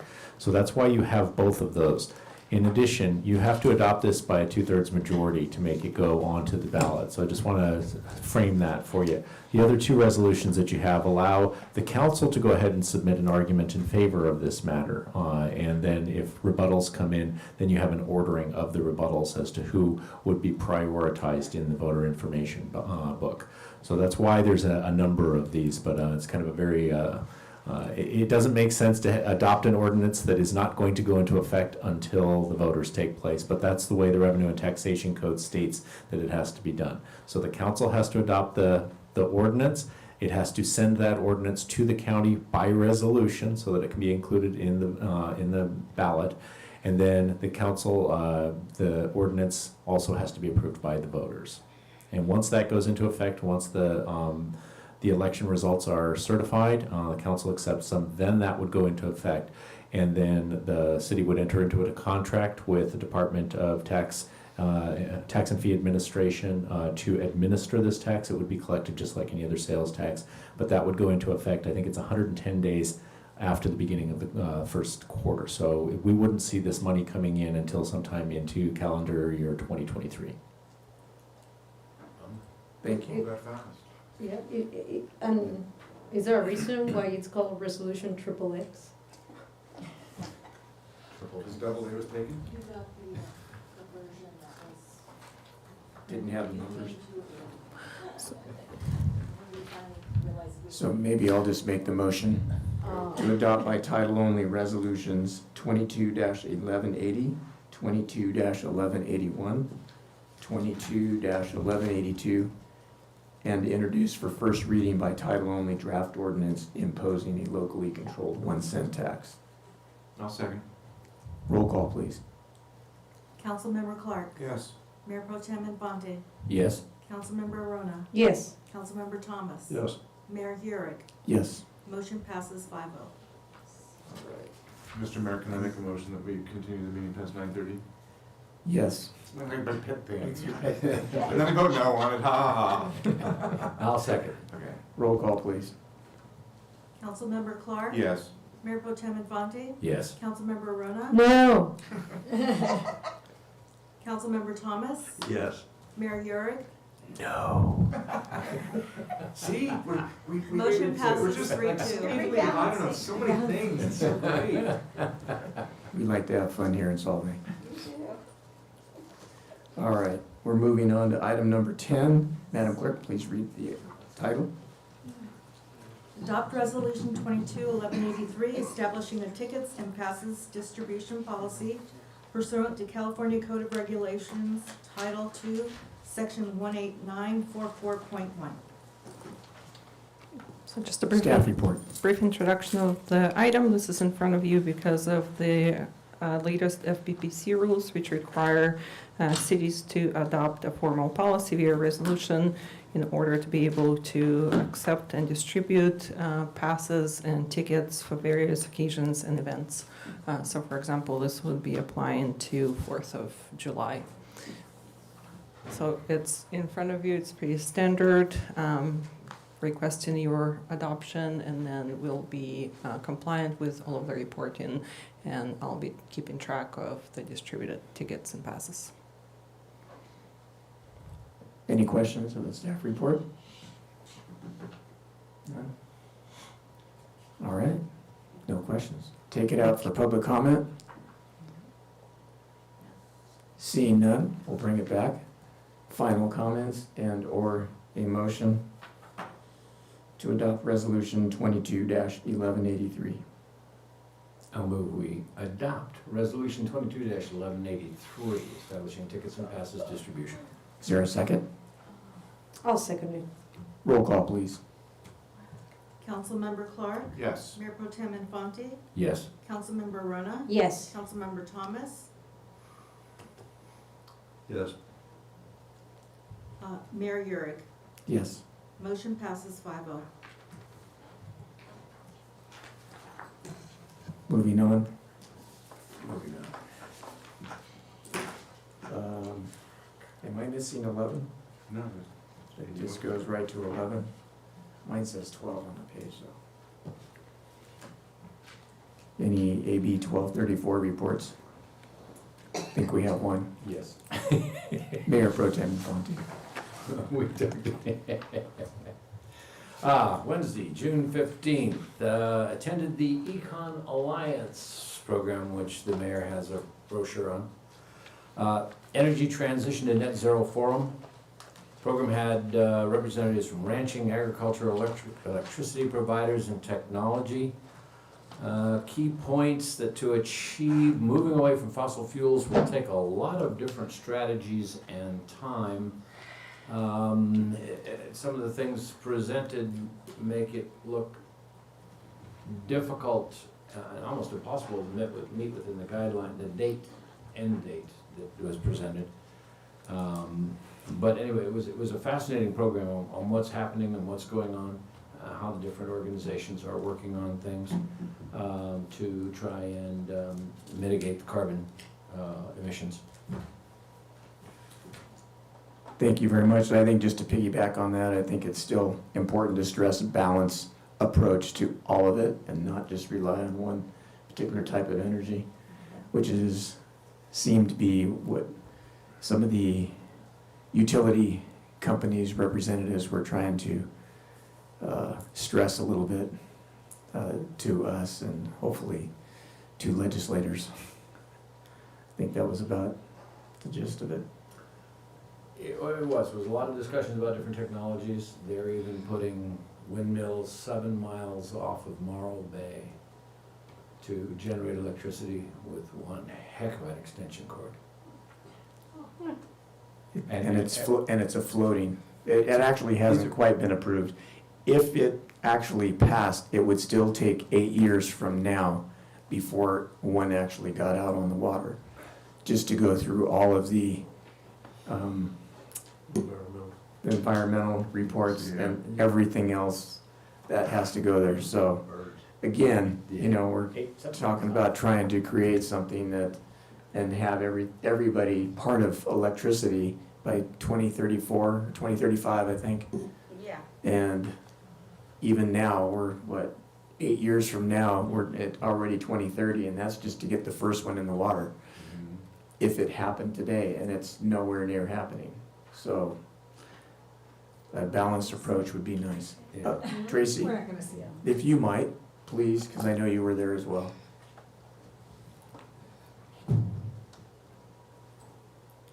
I think the one thing we need to realize is we're a tourism town. We have 10 charging stations right now. We're not ready. We need to bring up our charging stations very much so. As we say, we want a new kind of client, everything like that. So we need to start looking at grant funding and with all the tourism we have. And as you see, that is one of the priority issues I'd like to work with the council on. Yep. And that was talked about very much so. We're not ready in this community if everybody went electric tomorrow with a car.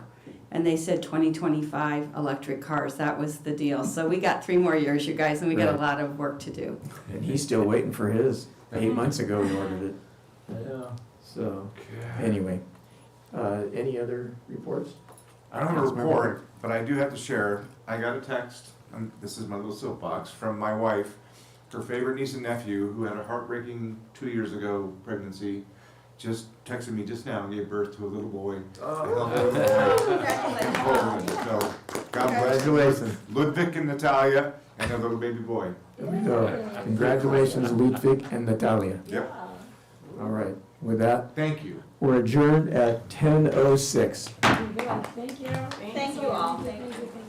Thanks for staying all the way through. Well, we live here.